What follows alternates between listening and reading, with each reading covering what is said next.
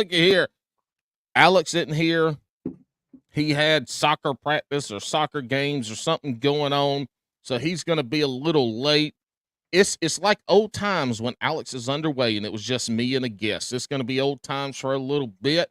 We're going to sit here and shoot the shit and have a good time. We got Scales and Tails Media on tonight, and you will hear me reference him as Harold because when Alex introduces somebody that I don't know, he does a terrible job of introducing them. He just creates a text chain and then doesn't tell me anything. So, I just name people, whatever name comes up first. So we got Harold, aka Adrian. Go Adrian! And he's already said, oh my God, if I had $1 for every time I heard that. But we're going to have a good time tonight. We don't have a bunch of housekeeping bullshit to take care of. Y'all assholes have not sent us any emails or Apple, podcast reviews. This is what we want. If you haven't done it, do it. We need a 5-star review and then leave us the absolute worst, most scathing review you can. But it has to be 5 stars, and then we'll read this shit on air. Same thing with the emails. You don't have to leave the 5 stars. Obviously, you can't, but leave us shitty review emails, bassandbrewspodcast@gmail.com, and we'll read this shit on air. The second thing is Patreon. We had the Patreon for the Patreon members. We have the once a month live show with Alex and I who pull in questions during the show. It's a good time. First Friday every month. We're there. So make sure you do it. And I want to make sure everybody sees my shirt. It's the Chubby Beer Bandit on the Tiki Tack. And if you don't follow Chubby, you need to go follow Chubby Beer Bandit. Got some merch out. I got my shirt on for the second week in a row because he's awesome and one of the best people on the damn internets. But tonight, Scales and Tails, a.k.a. Adrian, a.k.a. Harold. How you doing there, Adrian? Oh, man, I'm good. It's Thursday. Can't complain. We got Friday tomorrow. Going to be a good work day, and we're going to cruise into that 3-day weekend with Memorial Day on Monday. Fortunately, we got some spotty, shitty, snotty weather coming at us on Sunday and Monday, but we don't got to go to work, so I can't complain. It's going to be a good weekend, I think. So are we fishing this weekend? That's the question. I'm going to try. I should have some merch stuff coming in tomorrow that I have to package up and ship out on Saturday. So Saturday's kind of chock full of that. Sunday might try to, but Monday I'm fishing. I don't care if I got to wear the Sims. If I don't care if I got to wear the rain gear and batten down the hatches. I'm going to go one way or another. It's going to either be off the pier or the paddleboard. It's just it's not a matter of if I'm going, it's where I'm going. I guess it's kind of what the real question is. So you're saying the hell with the weather. You going fishing Sunday, Monday? Oh, yeah, I'm going fishing one of the days. Maybe both days if I'm lucky. I don't know. We'll see. Well, damn, hell yeah. I mean, it doesn't look like you got any children's running around the house, so there ain't nothing stopping you from going fishing. Nope, there's nothing. I got this damn podcast. I got a podcast/media outlet I got to take care of. That's my trial at the moment. But it's about fishing, so if you're not fishing, then you don't have shit to talk about. Oh, man. If I got to fish as much as I talked about fishing, I feel like I feel pretty guilty. I've recorded 140 some episodes, and I talk and I kind of sit in bed at night after episodes. And I'm like, man, I just told a story. Did I tell that story for the last 120 episodes? Or I don't know. I've exhausted all my fishing stories, so I kind of recycle through my stuff whenever it comes up in conversation on my show. So I feel a little guilty about that, but I kind of promised myself that I was going to fish a little bit more this year, and so far I've lied to myself on that. So we're going to try to do a 180 for the rest of the year and hopefully get out a couple more times than I already have, I guess. Well, look at this. You're an angler. I'm an angler. The majority of people listening to this podcast are anglers. Just start fucking making up stories.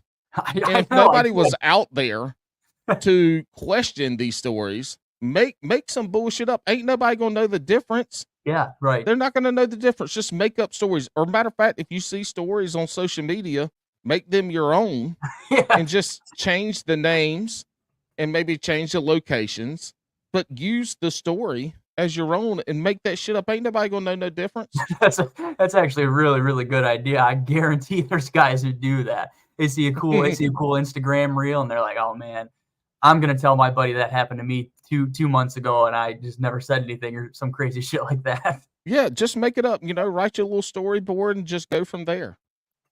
Man, that's a really good idea. I saw this thing the other day on Instagram, somebody I follow, and it was a pretty viral video, like an Instagram reel, and they had screen recorded it. And you know how like the Instagram like will put the watermarks on the top and bottom of the videos. They put they put words there so you couldn't see the watermarks when they reposted it on their page. And I'm like, hey, whatever works, I guess. I mean, they got a bunch of likes on it and stuff. I'm like, good for them. That's working smarter and not harder, I guess, for sure. Hey, you went and grabbed a beer. What are you drinking tonight?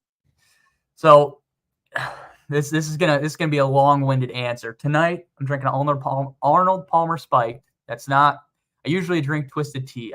When I started the podcast, I was 20, and now I'm 22. I've aged 2 years. But Twisted Tea was the only thing I would drink. I mean, I used to do a segment on my podcast, and it was called Bass and Buzz, and that would be like just an episode where the guest and I just get absolutely white trashed, wasted while we're recording. It'd go on for 2 or 3 hours.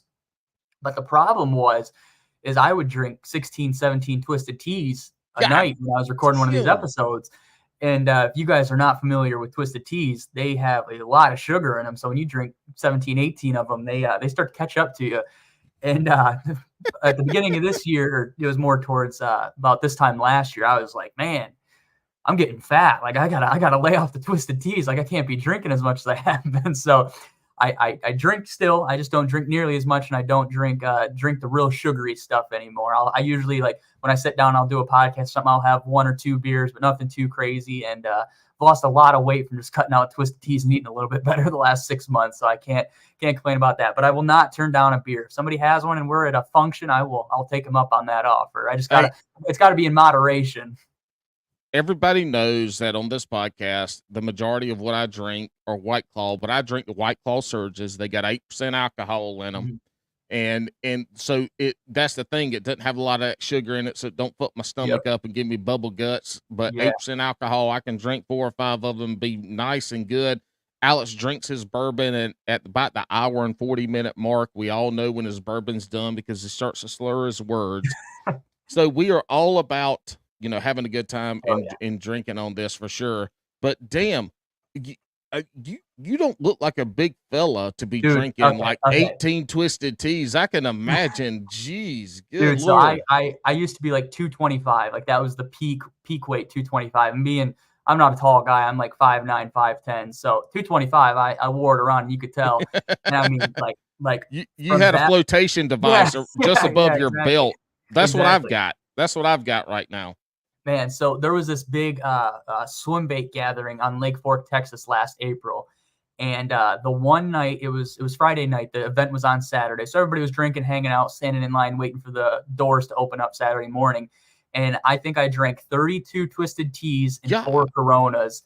I slept for 4 hours. I got up the next morning in that Texas heat, and I helped work a booth and did interviews and stuff. Oh my gosh, man. That was like the pivoting point where I was like, oh my gosh, I don't know if I can do that anymore. It's kind of crazy. So you woke up that morning and said, I think I have a problem. I woke up that morning and I was like, I don't know if I'm going to be able to talk. Like it was bad, but did you have to do any puke and rally? No, I don't puke that often, but it takes a lot to make me puke. I will say that, but I definitely could have that night. I definitely could have. That next morning, that Saturday, I felt drunk for about 2 hours, and then that Texas heat came up, and that the sun started to bake me. And it was probably about another hour, and I felt completely fine. And I was just sweating bullets, and it was just all the liquor, it was just all the alcohol leaving me. And I was just like, at the end of the day, I felt like I could have drank 32 more if I wanted to. Well, see, you're a young guy. Alex and I are in our 40s, so you're a young guy. You should relish that feeling, because if you do that shit in 10, 15, 20 years from now, you're going to wake up and you're going to be non-functional. You might as well be, you might as well have stay in bed. The diarrhea and everything else that comes along with it. But it's not a sickness. It's just from being stupid. Yeah, man. Those sugary drinks, they'll catch up to you. Regular alcohol, liquor, I can drink a whole bottle of Jack and be okay the next morning. But it's that sugar that really messes me up. I've come to realize that sugar is what puts me over the edge on not feeling so great the next morning. All right, so you're in Michigan. You just referenced fishing off of a paddleboard. Yes. So do you have it rigged up like, our tournament guys have our kayaks rigged up, or do you just have a paddleboard with a couple rods and shit on there? What's your paddleboard set up? You got inflatable? So Is it yeah. solid? So are you familiar with the homeless fisherman? Have you seen any of his stuff on Instagram or anything? I've seen some of his stuff. I'm familiar with him. Yes. Okay. So Marshall and I are really good friends, and Marshall Mm. kind of was the one. I don't have a boat. I live in a tiny little apartment, as you guys can see, not very Mhm. big. Don't have any room for a boat in here. So I was Mhm. just like, man, down here it's kind of fish in the river, or you need a boat because all the water All around right. here. Real quick for the listeners, Yep. where's down here? Because it ain't in the Sorry. South, y'all. So tell us where you Yeah. are. So if you guys are watching, it'd be that way if you guys are watching. So I live right over here, Michigan, kind of y'all. He's in holding up my Michigan. hand. He's holding up his hand Giving you because the guys the map. Michigan has the mitten. So if you guys are holding up your hand, it's probably right around your pinky knuckle. Right around there is where I live, but I'm from the tip of the pinky, and the tip of the pinky has got way better fishing. My home lake was right on Lake Michigan. I had pier heads that connect to Lake Michigan. You could go out and catch any species of Michigan fish you wanted to up there. We're down here. I'm inland. There's a lot more people, a lot more private property on lakes and stuff that don't have boat ramps. It's a lot more challenging to get on the water down here. So I don't have a boat. Fish in the river. River fishing's fun. It's probably like creek. It's not like the Mississippi. It's nothing huge. I could cast across it if I really wanted to. But smallmouth in the river are fun and all. But you catch a couple 2-pounders in a day. You catch 20, 40 fish, and you're like, oh man, like I'd really like to go for a largemouth now. So Marshall kind of talked to me, and Marshall, the homeless fisherman, he is big on the paddleboard. He kind of started that revolution, I'd like to think. And he's like, go on Amazon, buy a paddleboard. So I got a paddleboard for like $140 on Amazon. It's one of those inflatable ones. It came with the bike pump, came with the obviously the board and a couple other. So your ass is out there having to pump your shit up with a bike pump, but you got to get a battery. You got to get a battery or a car operated. Fuck that bike pump. That's why you lost all that weight when you got a paddleboard, because you out there pumping that shit up. Your ass is tired before you ever get on the water. It takes me like 2 minutes, and just when I'm pumping it up, all I'm thinking of, I'm doing this, and I'm gonna go out there and I'm gonna hammer the fish, and it's gonna be so worth it. And 90% of the time, it is so worth it. But that other 10% of the time, I'm halfway out in the middle of the lake after I paddle across it. I'm like, you stupid son of a bitch! Why'd you do this? Why'd you get yourself into this? But it's not bad. It's really not bad. It takes me about 2 minutes of just a steady, comfortable pump, not going crazy or anything like that. And then I have a milk crate that sits on the back, and I got a bungee cord that goes around. And I just got my little paddle. Some guys run net, some guys don't. I'm kind of fancy. I don't like trying to use a little 12-inch net when there's a fish with a bunch of treble hooks swimming around by my legs. So I've got a long extendable fraybill net that I can just dunk in the water, get them in there, and then I'll pull them up on the board. So, all right, you said fraybill. I just got a new net. So the net that I had when I first started, I did the Greg Blanchard special.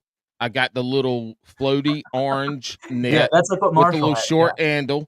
And then I put the PVC pipe on it, and I had it set up where it was a long piece of pipe, but I could net my fish with it, and then I could lay it. I have a Hobie. I could lay it across my Hobie, and the fish was staying there, and everything was good. Well, 2 tournaments ago, that bitch. All right, real quick story. So when I fished the Falls Lake tournament, it's been 4 weeks ago. This coming Saturday, the first fish I catch is a big one. It gets wrapped around the trolling motor. I go to get my net, and it's wrapped around the trolling motor, so I dropped my net in the water. I was in 2 foot of water, so I didn't lose it. But I had to boat flip this big ass fish, ended up being like 20 inches. And then later in the day, the second fish I catch, I go to net it, and it broke. So where it's bent around and the 2 pieces come in and connect to the handle, one of those pieces broke. Well, I usually carry Gorilla Tape. For whatever reason, it's not my damn boat. So I got a bunch of zip ties holding that shit on that gets me through. Last week, I went and bought a new net. And I hollered at our buddy, Bailey from Serious Angler. I said, hey, man, I got a new net. What do you recommend? And he said a fraybill. So I go to Bass Pro Shops, and these bitches are like $160. Oh, shit. I'm like, I'm not paying that. Well, I ended up paying $100. I had a gift card from Christmas. I used it. But I got the fraybill that it's a little bit smaller than I wanted, the net diameter. The hoop, But I got it's the retractable pole, Yep. so I can set it up, but it's also the one that folds. I was like, I would Oh, never use the folding thing, but when I'm in the kayak and if I have a bunch of rods, I don't have anywhere to put it, but I can make it really short because that mhm. handle slides up into the hoop, Yeah. and then it folds up. And man, it's been great. And I've loved the net so far because I can extend that handle. And when I extend that handle, it lays across my Hobie real good. It's not the way, it's in the middle of the pedals and lays on the front deck. It's great. Is that the one you're running? What Fraybill net are you running? This is like an old net. I think I got it probably when I was a sophomore or junior in high school. It's one of those silver handle ones Damn, that okay, yeah. silver handle one, and then you press the button and the whole hoop Mm-hmm. slides down. Mm-hmm. It's a nice net. I mean, it's nice for being on a paddleboard, considering it probably cost just as much as my paddleboard did. I mean, it's a wash. It works. It gets the job done. But I will say, I bent the shit out of it the other day. I was fishing out. I was fishing. I bombed a gill glide bait over this weed flat, and I'm working it back, and I just don't, and I swept, missed it, and I was like, son, you can hear I have it on film. I'm like, son of a bitch, and I keep working it, and then all of a sudden it hits again. And it was a pike. I get it to the boat, or I get it to the board, and I'm dicking with it. I dick with it for probably like 2 minutes. I finally get it in the net, and I go to pick it up, and you just see the net. You just see the net go, and then I get it on the board, and I'm thinking like this thing's thrashing all the way around, and I'm like, oh my gosh, I'm gonna get a hook in my leg. Like, what am I gonna do? This thing barely fits in the net. And then lo and behold, it pops off and then it dumps into the water. I'm like, I don't even care. I got it on cast to catch. I don't need a picture of it. It was a good thick pike, whatever. That was the best case scenario out of that situation. So I can't complain. Well, one thing I do like about the Fraybill that I got is with the old net that I was using is the sewing on it still had areas in it where, and I fish a lot of treble hook baits, especially in the summertime, deep cranking. And when we're kayak tournament fishing, you got to catch a fish, you got to take it, you got to measure it. It's not like in a boat where you take it, throw it in a live well. So there's a lot of time involved. But man, I would spend so much time, even with that old net, trying to get the hooks out of the motherfucker.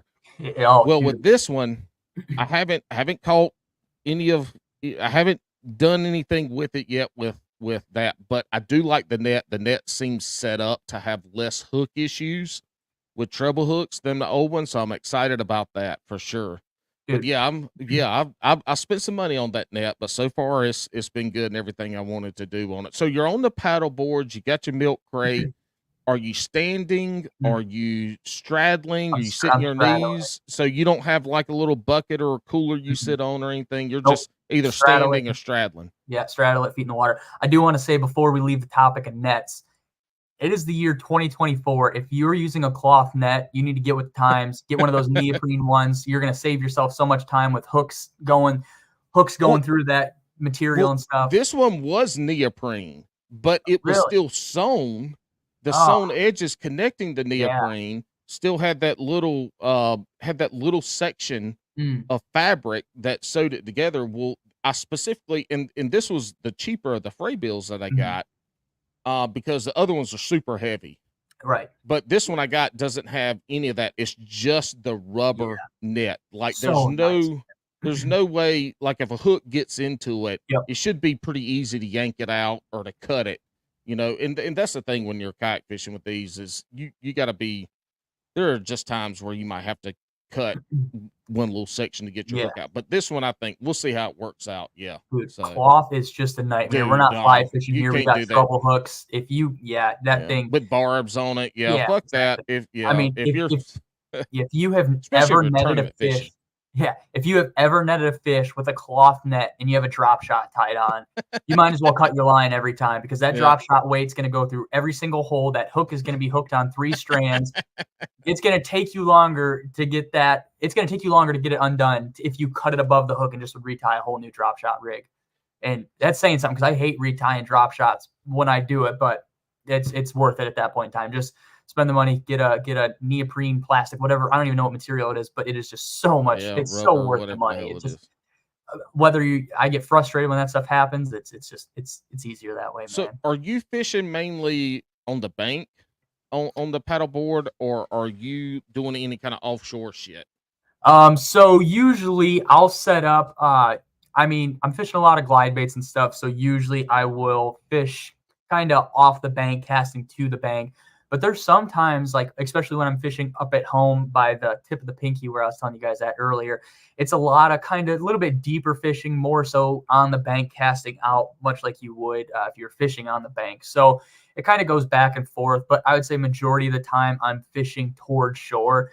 And it's just kind of easier that way. It's nice when you can fish parallel with the shore, and I'm, like I said, I straddle my feet, so my feet are kind of like little power poles. I can just kind of hold on to the bottom or stand really sometimes if I want to. I mean, there's sometimes where I'll get off the board completely in the shallows and I just bomb cast because it's easier that way. And when I do fish deep, I still straddle the board just because, and kind of use your feet as little rudders, whatever you want to say, just to especially when you're fighting fish. When you hook a fish, I mean, you'll sweep into a fish, and if you sweep right, your whole board's going to turn right, and you're going to be trying to. It's kind of, for about 10 seconds when you first hook that fish, it's complete mayhem. You're trying to get your bearings, and you're trying to get that fish into the board. Some guys will fight fish. Marshall is a guy who will fight fish a little bit longer than others because he's fishing like 12, 10, 15 pound line, whereas I'll fish like 17, 20. More so 17 now. So I kind of have the leniency to grind those fish in and not worry about it as much. Do you have any running electronics on yours? No, I got what is it? Navionics. I have on my phone. So like on a day like today, slow day at work or whatever, I'll hop on like if where I'm living now, I'm not too familiar with a lot of the lakes. So I'll hop on and I'll just drop a bunch of pins on lakes. I'll look at lake names, look at lake depths, kind of see how I think fish will set up. And then I've gotten really good at looking at old forums and stuff and kind of looking at fish stockings, and then also just old fishing reports to kind of see what's going on. Another thing, Michigan, I'm sure every state, Michigan has the public master angler submissions throughout the whole year, every year. So I'll go on there and I'll look at the counties that I want to fish. And I'll kind of look at the lakes and see where these fish are coming from and kind of the sizes, and kind of put together where I think these fish are. And that's kind of the extent of my electronic stuff. Have you fallen off the paddleboard yet? No, dude. I don't know how. I mean, it's a 30-inch board, so it's 30 inches wide. And I mean, I can sit on one side, feet dangling, like leaned over, and I don't even like have a worry that I'm going to keel over, go ass over kettle. I mean, I don't know. I think you'd really have to try hard. 30-inch board is pretty skinny. I mean, they make 36, 38-inch boards. So if you want to get into paddle boarding and you're like, if you're scared that you're going to fall over, make a fool out of yourself, maybe go with one of those wider boards. But at that point in time, if you straddle it, your legs are so far apart. And if you're not a flexible guy or stretch before you go out, your back and your legs are going to hurt so bad. So if you can get away with a little bit of skinnier board, then I think it's more of a positive than a negative, in all honesty. So what you're saying, if you're short and got big balls, you're going to have a rough time on a paddle board. Yeah, on a big one. I mean, like I said, I'm not very tall at all, and I fish that little board, and I don't really have any problems. I mean, like the first time when you fish it, you'll go home, you'll go to bed, you'll wake up the next morning and be like, oh my gosh. But then after that, it's kind of like when you're slinging a hammer and your hands get calloused, your body gets used to it, and it just kind of becomes like second nature. You get acclimatized. Yeah, exactly. So what anybody that's thinking about getting into paddleboard fishing, you need to go watch some Jean-Claude Van Damme movies from the late 80s and early 90s and watch him in these movies practice doing his splits.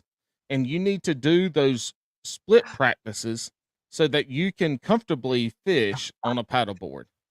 Man, I will say, like, you're probably too young to know who the fuck Jean-Claude Van Damme is. I wasn't going to say anything, but I knew there was going to be, I was just going to laugh and go along with it. But Jean-Claude Van Damme is from the 80s and 90s, is one of the greatest martial art movie guys ever. Bloodsport. I mean, Bloodsport was probably my most favorite. But Bloodsport 2, he had a bunch of that. He was a Universal Soldier.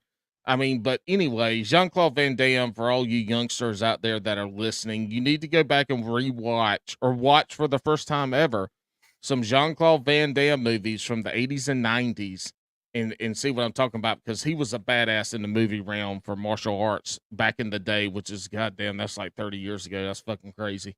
Okay, I will say for people who don't know, I mean, dude, my listeners from my show, they always are very surprised when I say this. I'm only 22, so dude, I have people message me like we'll be in conversation on a show and I'll say something about my age, and I'll have people that have been listening to the show for 100 episodes. You're like, oh my gosh, I thought you were like 28, 29. I'm like, thanks, That's guys. still not fucking old. Makes me feel good. I was told it's aging me by 8 years. I mean. Well, I can tell you're in your early 20s by your mustache, because that sumbitch looks like you glued it on with some hair trimmings you got from marginal clips when you got your hair cut the last time you were there. You wanna hear the sad thing is this is as much as it grows. I haven't shaved this thing in 2 years, and this is as much as it grows, and it also doesn't grow in the middle. Yeah, so I could tell We call that, the inside joke is I don't even know who coined it, but it's the reversed Hitler mustache. It doesn't grow in the middle, but it grows on the sides. Whatever. I've embraced it. If you guys haven't seen my logo or like my profile picture on Instagram, it's my face, and the guy who did it purposely left out the middle of my mustache. And he's like, that's awesome. How you know it's you, man. I was like, oh, you're right, I guess. I mean, it's a pretty distinctive feature I have. And people always ask me, they're like, oh my gosh, do you shave that? And I said, no. Why do you think I would shave that? It just doesn't grow in the middle. I don't know why. I don't have steady enough hands to shave the middle of this mustache that good. How many combos are you taking out with you on your paddleboard? Are you dialed in when you go to a lake that I'm only going to do 2 or 3 different things, or are you taking out 12 combos?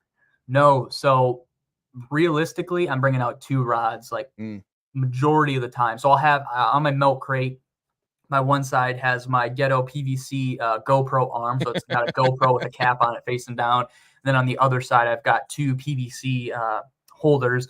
The front one is usually my net, so I can lean back and grab it if I have to. And then my further back one is my other rod. And then my other rod just kind of sits while I paddle or whatever I'm doing.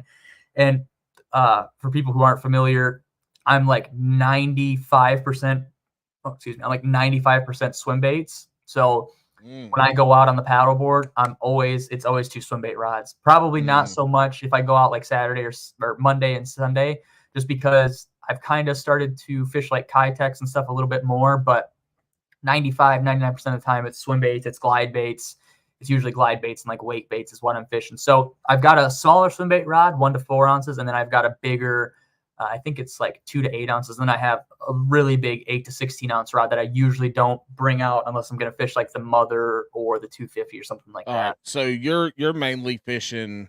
I mean, and we're talking about swim baits. Your small swim baits are the majority of other people's big swim baits. Like your small swim baits are in the 6-inch range. Yeah. So like, and all right.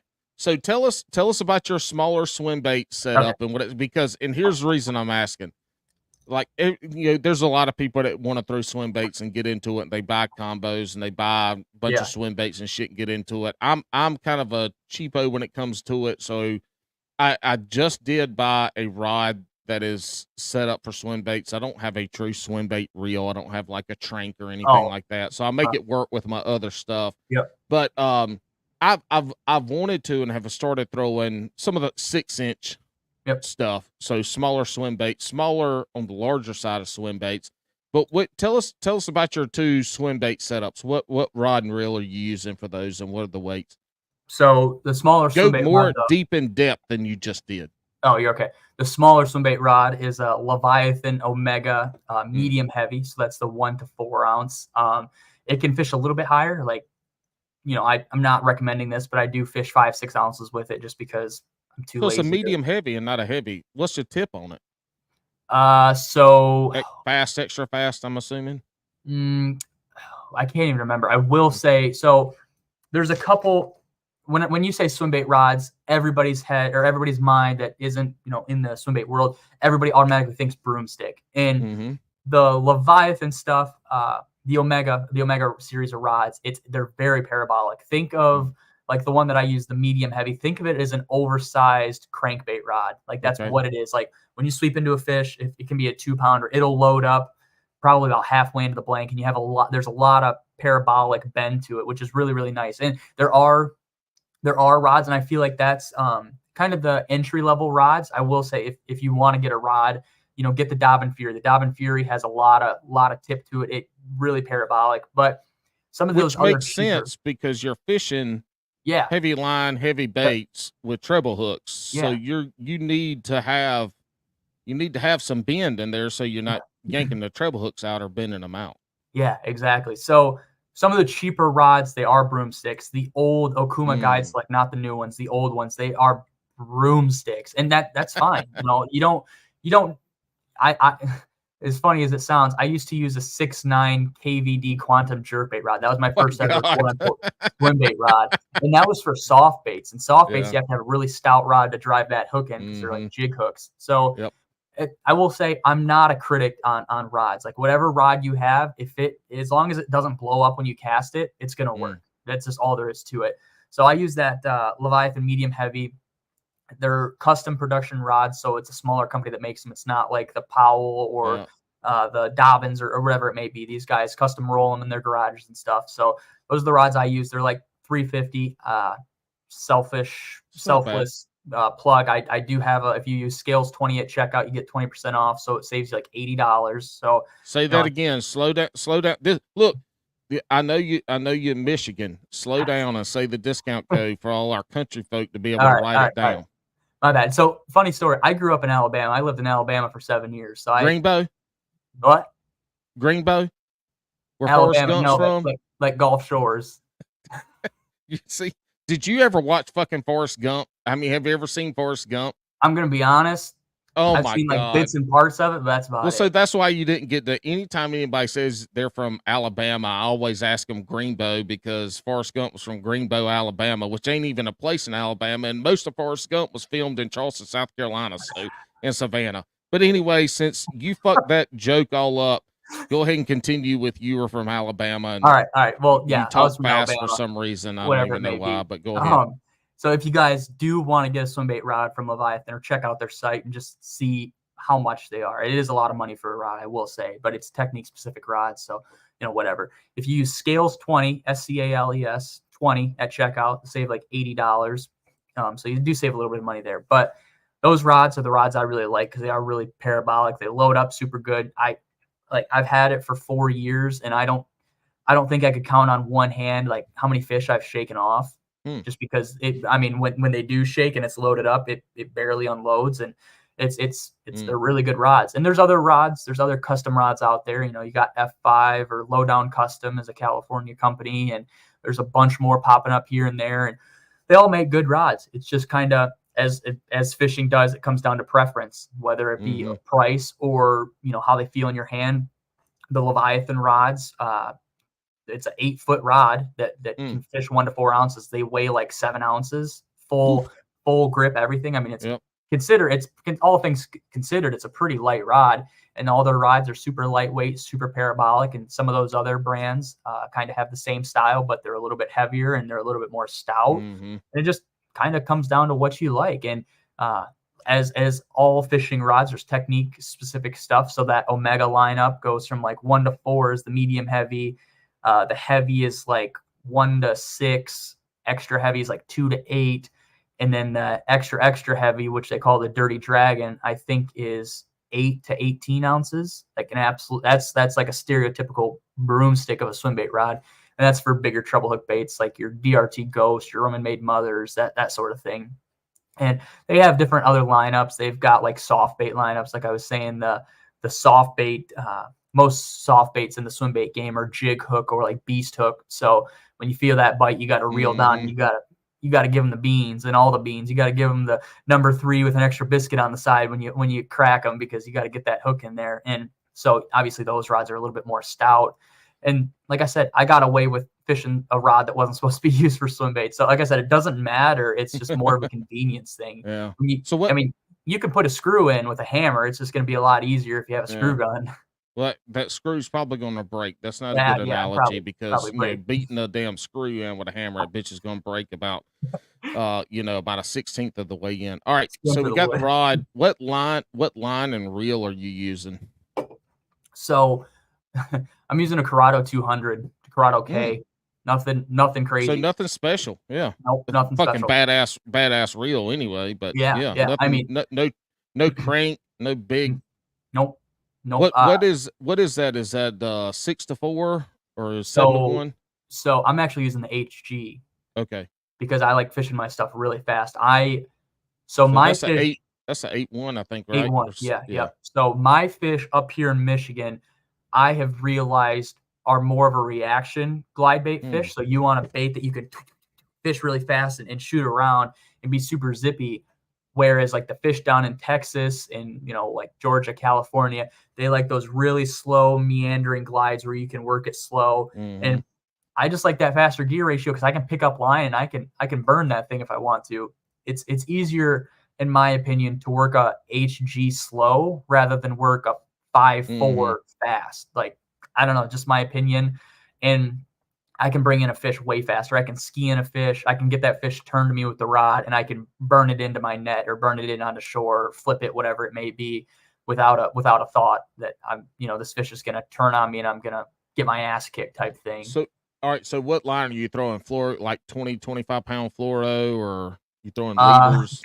15 right now. I'm fishing 15 pound co-poly for my light rod.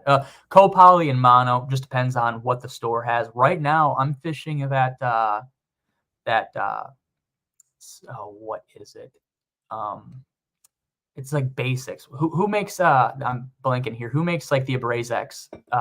That's Cigar. Cigar Basics is what I'm fishing. It's cheap line. It's like $6 a spool. Yeah, so but that's straight fluoro though. Yeah. Is it fluoro? Yes, it is fluoro. It is fluoro. Sorry. Straight so fluoro. I'm fishing that right now, but because that's what I have. I ordered it, and you can buy 6 spools for the cost. Yes, it was. That's the shit that Cigar put in Walmart. Yeah, I mean, dude, I like it. I can go out 3 trips, and I don't even have to shed a tear when I rip it all off my reel to put a new spool on. Yeah, there you go. All right, but do you still fish like a P-line copolymer or a Trilene XT? So like 15, 20 pound. Why would you? Coming from somebody that fishes a lot of top water, for my walking baits, I fish a lot of top water on the on braid, and just because I like how it works, it's a little bit more responsive. Blah blah blah. I use a very heavy parabolic rod on that, so it's kind of offsets. But growing up, we fished all of our top water on straight like Trilene XT was what it was, 15 pound Trilene XT, and it just gave you that stretch and stuff again with the treble hook. So you're using the Cigar Abrazex now, but do you still use some of the copolymer stuff with that extra stretch on the line, or is it just Abrazex because that shit's cheap and it works? Yeah, so I didn't start using the like Abrazex and basic stuff until this year.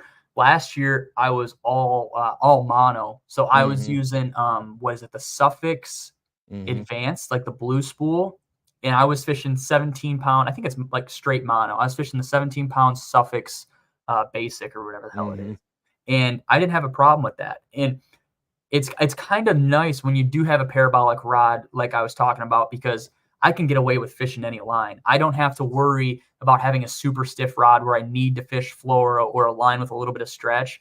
I have forgiveness in my rod, so for the first 4 years of swim bait fishing, I fished 65 pound braid, and that was, and I didn't really lose any fish. But also, I'm the type of guy, I don't really fight my fish. Like when I'm working a glide bait or whatever, and I sweep into that fish, I'm sweeping into it and I'm reeling down to it and I'm grinding it. My drag's tightened all the way down, batting down the hatches, and I'm getting that fish in. I don't give that fish any time to even have a thought about what the hell's going on. Why is it dragging through the water like it's getting picked up by a bird or something like that? I mean, it's when that thing hits, I make sure it knows that it made a mistake.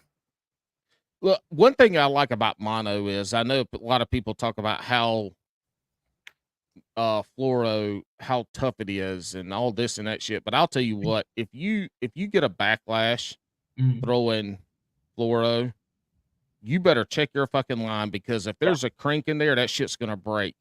But if you're fishing some straight fucking Trilene mono XL big or game XT, Yeah. Big game. I like the XT. Dude, that shit is indestructible. I mean, you can backlash that shit and pick it out and it's still good to go. Like it is old school, right? I Yeah. mean, the mono shit's old school, but I have had way better luck. Matter of fact, all of my deep cranking stuff is all on the P line copolymer. Okay. And I like that. For me, the biggest thing I like about it is it casts so good. Yeah. And so when I'm casting these deep cranks, I want to throw that shit way the hell out there. I got a big old 7.6 or whatever alpha angler rod, deep cranking rod that I throw, and it casts really, really good. But if it's windy, it still casts good. But if I get a backlash, which I've kind of worked my way into not doing that as much anymore, it's still good. But I fight the fish better. I like that copolymer. I guess I use it for the visibility side of it, but I don't think that shit matters as much to the average angler. But that's interesting. You're using, right now you went from the braid to mono, and now you're using just kind of a cheap ass fluoro. Yeah. Yeah. Whatever. I mean, I will say, I do fish big game. I talk a lot of shit about Berkeley just because the stuff that they've pulled in the last year, like in the swim bait side of things, which we might talk about later. But it's like my big baits. So like that big telephone pull of a rod I have where I'm fishing like the mother and the 250 and stuff. I'm fishing 20-pound big game, and that is simply because it's cheap. You can buy a 300-yard spool for $5, $6. And I can load up a reel twice in 1 week for $6 if I want to. If I'm going to be fishing like 4 or 5 times a week, I mean, you can put new line on every single trip for the price that it would take to fund a couple other spools of line from another brand, and it's cheap. And it also, we don't have a lot of tackle shops around here. I mean, we have a Cabela's, but up from where I lived when I was referring to the Pinky earlier, there's not much up there. It's a lot of trout stuff. So you have like leader line and fly line and stuff. So I was just getting away with whatever I could, and 65-pound braid for whatever reason is what the store had. And that's what I fished all the time. So I'm going to break it down real quick for the listeners. If you're wanting to get into swim bait fishing, Harold here, AKA Adrian, is using a $180 reel, Corrado K, which is a great reel. I oil my shit twice a year and clean it once a year. And that bitch works. It is a tank. He's using a good rod, but then his line is the cheapest shit he can find. And he's throwing all this shit on swim baits, y'all, that costs like $200, $300 swim baits. So he's out here chunking around basic paychecks stuff. Basic stuff. He's chunking around $300 swim baits on basic shit for the most part. So y'all don't have to go out and get the $600 rod and the $500 reel and get the most expensive line. If you want to get into these big swim baits and glides, pay the money on that, and then just get decent gear that you tied onto. That's and you're crushing them. Yeah, that's what I was going to say earlier. If you can afford a Dobbins Fury, get a Dobbins Fury. If you can afford a Leviathan, something a little bit higher, a custom production rod, then get it. You're not going to make a mistake on your rod. You're going to make it work. You're going to lose a couple fish, and you're going to say, oh, this rod is a little bit stiffer. I need to back down on my drag a little bit, or whatever. You get in tune with your gear is what I'm saying, and you're gonna make the situation work. If you want to do it bad enough, you're gonna make it work out. And it just kind of, I mean, that's like what I said. You get it to work one way or another. Whether it's, I don't know. In the reel, you said you oiled your reels twice a year. My reel is probably like the Sahara. I've had it for 4 or 5 years. I bought it secondhand. I've dropped it in the river so many times. It's been at the bottom of I fish for bowfin a lot, so it's been in the bottom of a swamp because it fell off my board. Dude, that thing, when you reel it, it's like, it sounds like it's trying to kick into 4-wheel drive. And I have a new Corrado K, and I used it a couple weeks ago for the first time. And I was reeling, and I thought my drag was slipping. Like, when your drag's on, I look down, and I'm like, it's just that smooth. Holy shit, I've been abusing my gear over here. Hey, look, I haven't used a non-Shimano reel since like the 90s. But I got it because I can pick one out of the box, and what I'm throwing, I can set it up right out of the box. But again, like I'm not necessarily hard on my equipment, but I also don't take care of it like some other people do. Yeah. But the Shimano is a tank of a reel. Hey, look, y'all, we got Alex. Alex is here. He's here. Alex. Hey, my bad. My bad.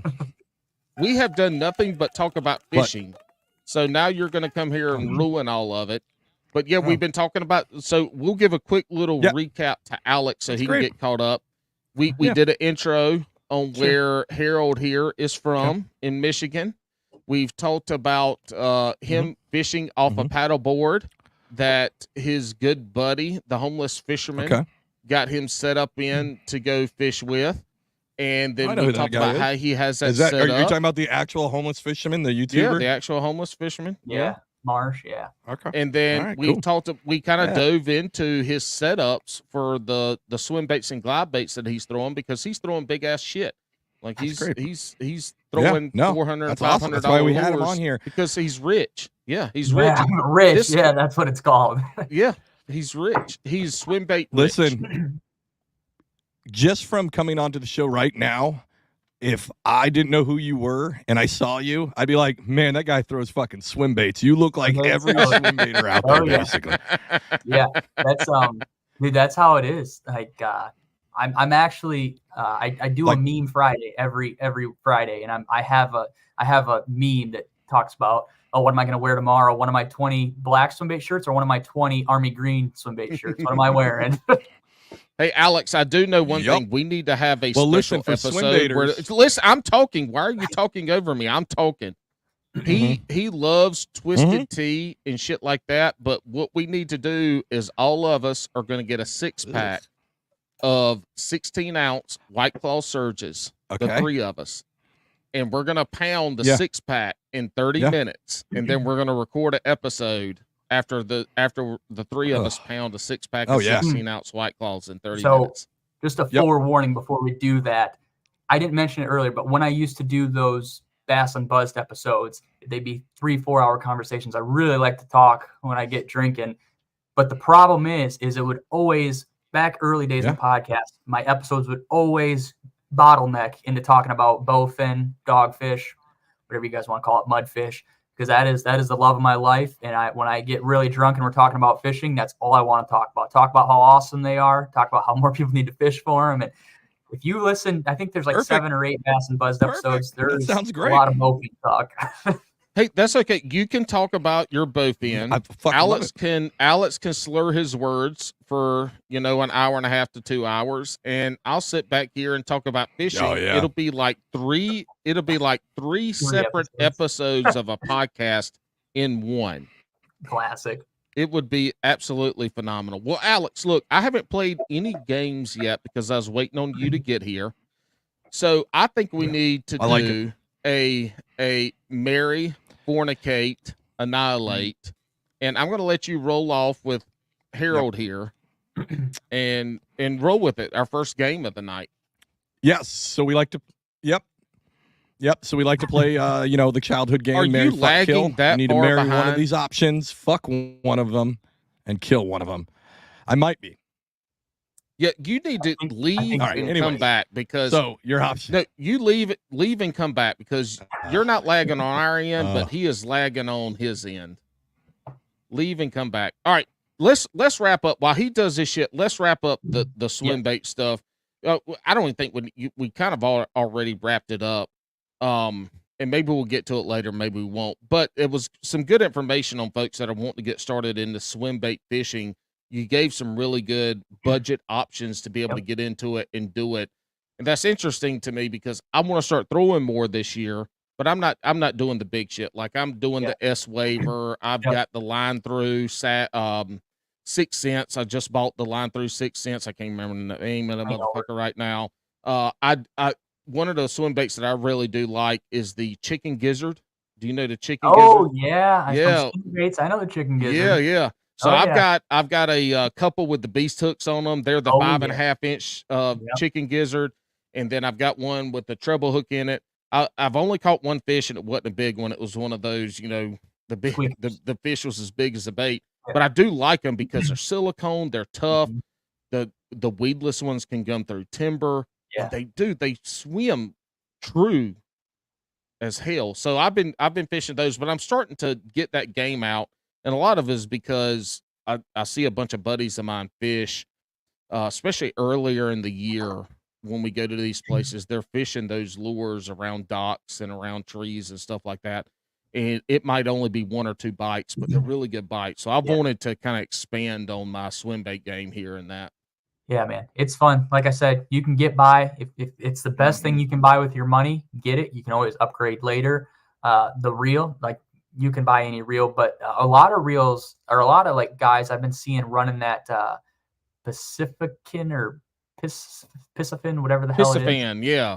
That alpha. I don't know anything about it, but there's guys who are running it and they seem to enjoy it. So whatever it may be. And I will say, if you guys are trying to get into the swim bait game, on my Instagram every Wednesday, I post up like a little bait overview. I just kind of overview one bait I have out of my arsenal, talk about size, weight, what it does good, post a swim video if I have one, talk about it, and that's it. They're like 40 to a minute long videos, nothing too crazy. You could burn through all those and kind of learn a little bit about some baits. All right, Alex, you're clear now. You look better. Yeah. Okay, thanks. All right, you were good on our side, but boy, you were lagging on getting our info. But you're good now. So let's go. You got your Philadelphia Phillies hat on. They suck balls. Absolutely fucking go not, Braves. honestly. Go Braves. And fuck so the Braves. Anyways, you know so what? we like go to play. fuck yourself, you little short bitch. We like to play a game called Marry, Fuck, Kill. I'm going to give you 3 options. You need to marry one, fuck one, or kill one. Okay. We're going to give you, I've actually got a couple here for you, but the main one we do here is going to be cryptids. So it's going to be Bigfoot, aliens, or Loch Ness. I'm fucking the alien. Right off the bat. Yeah, I think the alien, dude, he said that so quick. The aliens got fucked more than anything else on this podcast. They really fucking have. Everybody's fucking aliens. Yeah. You said alien, and I cut out. What was the third one? Bigfoot, alien, and Loch Ness. Loch Ness. I'm gonna kill the Loch Ness because I suck at swimming, so that just can't work out. What's wrong one? Bigfoot's cool. I like Bigfoot. I'll go with Mary Bigfoot. All right, that's a good one. Let's do. What? Hey, let me ask you a question. What is Bigfoot style? Like, we have doggy style. We got missionary. What is the Bigfoot style? Mud and moss, probably in like a trunk of a tree, an old fallen tree, like your raccoons. That's what I'm thinking. So then, are you hitting it from behind, or is it missionary, or is Bigfoot? I'm looking this thing right in the eyes when I fuck right it. in the eyes. Man, there's not much room in a tree trunk because you got limited space to work with. I'm gonna probably missionary is probably what you're gonna have to go with. Hey, do you think because they're fucking in that tree stump that it's a lot of soaking? Do you know what that term means? Oh yeah, the BYU soak. Yeah, probably. Paul, you're probably do you know hoping a woodpecker comes by or something. Paul, do you know what that woodpecker, is? Squirrel running up a tree, raccoon rustling through the leaves or something. All right. Hey, Alex, have you ever been making love to your wife and your dog starts licking your feet? No, because I wear my socks at all times. Oh, well, okay. You're a sock. Yeah. You're okay. Yeah, but socks are cool. Has it licked my butthole? Maybe. No, I'm just joking. I'm just joking. Is it eating the corn? All right, let's give you another round here. Let's do big glide baits, a big soft plastic paddle tail, or one of those really expensive not overrated, those really expensive topwater rats. I'm killing soft bait. Hate soft baits. That's what she said. I gotta fuck the top water and marry the glide bait. Glide baits have my heart. The big glide baits just can't. There's nothing better than coming home to a big glide bait every night after work. Nothing better than coming home to something nice and hard in my hand when I get home. Exactly. All right, let's do one more. I had these all prepared. Soccer ran late. Again, I apologize, everybody. Quit apologizing because it was the greatest 43 minutes of Bass and Brews in the last year and a half of you. I'll bring it all downhill now. I forgot. I'll figure it out later. That's what she said. Mm-hmm. That's a terrible one. Hey, did you guys talk about beginner swim baiting? Well, yeah, kind of. Pretty much, we ran through what he uses, and what he's even using now, a beginner either has or can get pretty easily. Okay. So we ran through the beginner side of that in just his whole conversation, because even now he's not using anything extravagant. He's like I said, he's using a Corrado 200K. He's using his Leviathan rod, which is like $350, and then he's using the cheapest Seagar basics from Walmart that you can get for like $7 for 150 yards of it. Mm-hmm. All right, and I will say, if you guys own split ring players, you're doing better than me. I didn't own a pair of split ring players till about 4 months ago. I just don't change my hooks. They're usually sharp enough. Yeah. Hey, all right. So quick question on that. Are you do you use a barrel swivel on yours? Do you tie it straight to the eye hook, or do you have a split ring on the eye hook that you tie to? Do you use any kind of speed clip? That's a really good question. So 99% of the time, no. But if I get a bait in a trade or it comes with a split ring, like this bait right here, it's like a bait made in Spain. It's called the Glide Bait Republic 176. That comes with a split ring, so I fish it with a split ring. I feel like however I get it, that's probably how it should be fished. There's probably better ways, but I'm not going out and buying a $12 pack of snaps or whatever it may be. I like 90% of the time it's tied directly to the bait. There's some baits where guys say it works better with a split ring, and if I buy it from the builder and it doesn't come with a split ring, it must not swim that much better. You'd have given me the 90-cent split ring with it. I'll just fish it how it is. I don't think I'm going to sacrifice any bites for an extra whatever centimeter of a better swimmer if it's a glide bait or a little bit more of a shimmy on a swimmer, whatever it may be. I don't see a bass, particularly a bass, telling a difference if you have a clip on there or not. So are you tying a polymer? You tying a fisherman's knot? You tie a Rapala knot? Do you just...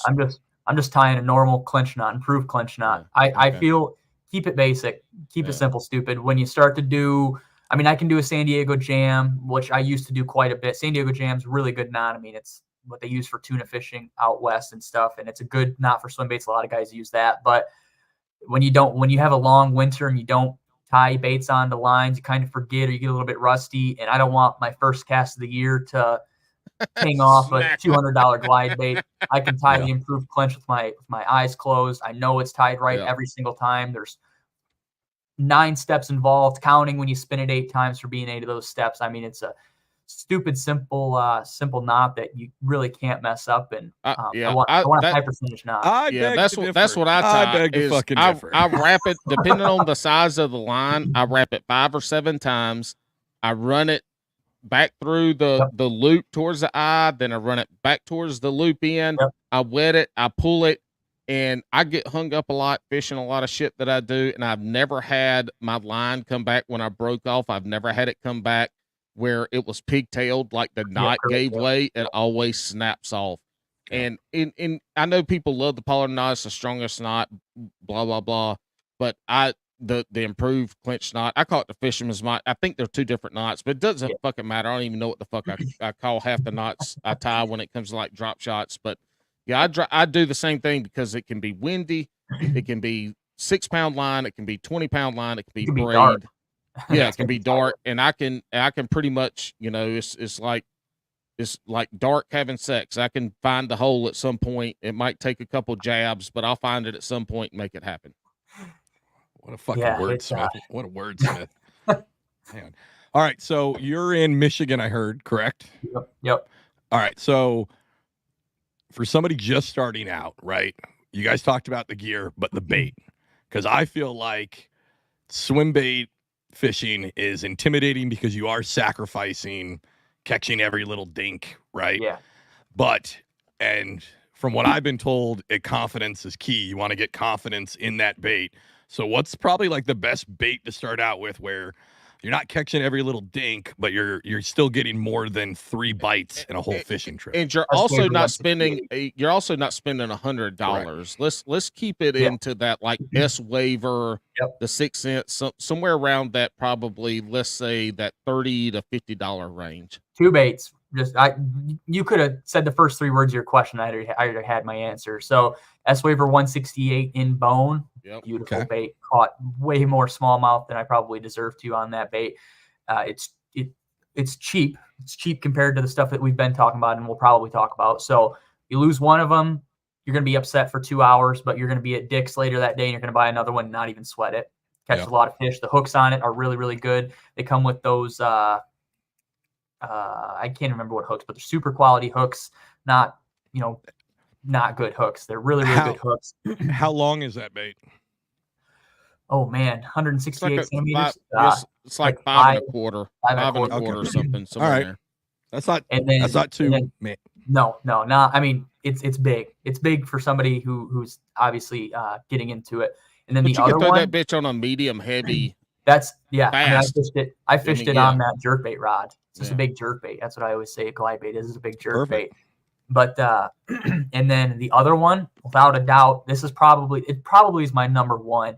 Glide bait, you kind of have to have a technique. You kind of got to learn the bait, kind of learn what your reel twitches do when the bait's out there. Kind of have to be one with the bait. But the Jackal Gantrel or the Gantrel Junior, you could cast that thing into a mud puddle and you're going to catch a fish on it. That thing has caught me.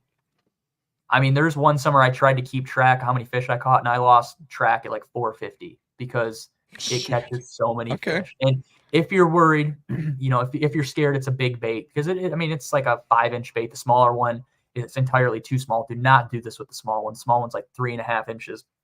The medium sized one, if you take a Lunker Hunt pocket frog and you tear it apart, there's a O-ring on the back of the tail on the Gantrel that you can weed that through, and it's kind of a little bit of a stinger hook. And if a fish looks at that thing, it's going to get hooked. And that is going to put your confidence through the roof. You're going to catch 10 fish on it your first day out, and you're going to say, holy crap, swim baiting is the coolest thing ever. I'm selling all my other gear.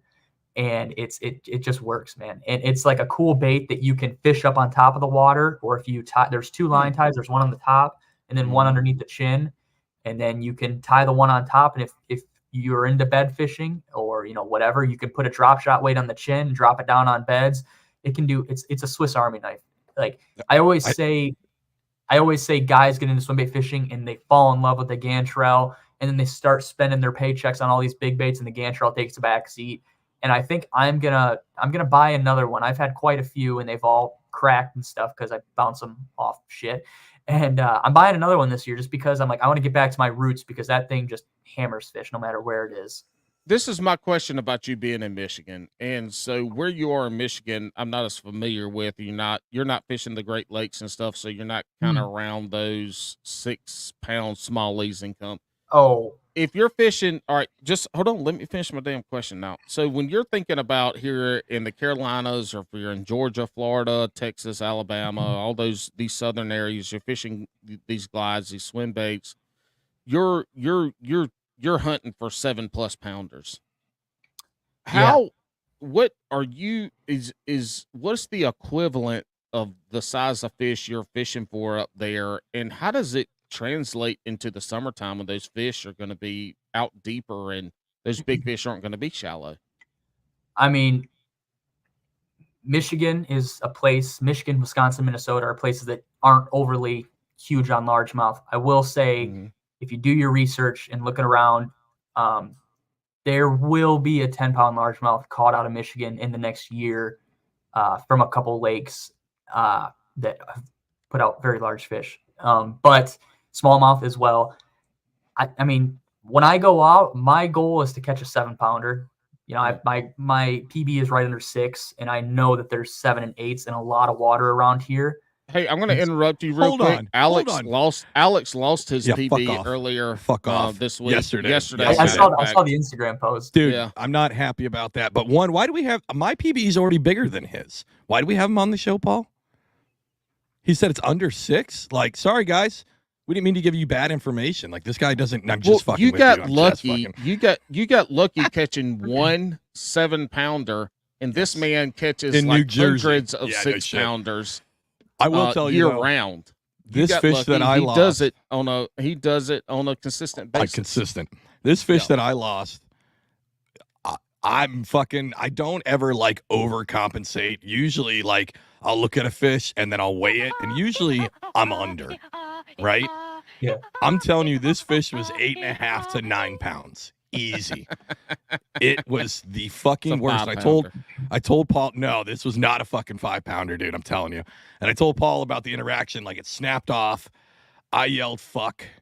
And then I saw it jump 1 foot from my kayak as a had its middle fin up at you. Exactly. Said, fuck you, and it swam down to the depths. Exactly. And then I had like my head in my hands. Like I cannot fucking believe I lost that fish. And all I hear is, hey, buddy. I'm like, what? I look up and I'm fishing in this housing development. And this guy comes out with one of those little like 6-ounce pony beers of Rolling Rock. I watched that whole fight. You're probably going to need this beer. And I was like, fuck yeah, I do need this beer. And so we got to chit-chatting, and he's like, well, you know, hopefully the beer made you feel better. But I mean, if you want to feel like, yeah, I mean, if it would help, I could have my wife show you her titties. And I kind of laughed, and he goes, nah, never mind. She's 72. You don't want to see those things. This dude was fucking cool as shit. And an update on that, Paul, he texted me. He found it. So he got alerted because the whole fight actually lasted. You said it was on his Ring camera. It's on his Ring. So he got alerted. They were like, somebody's in your backyard.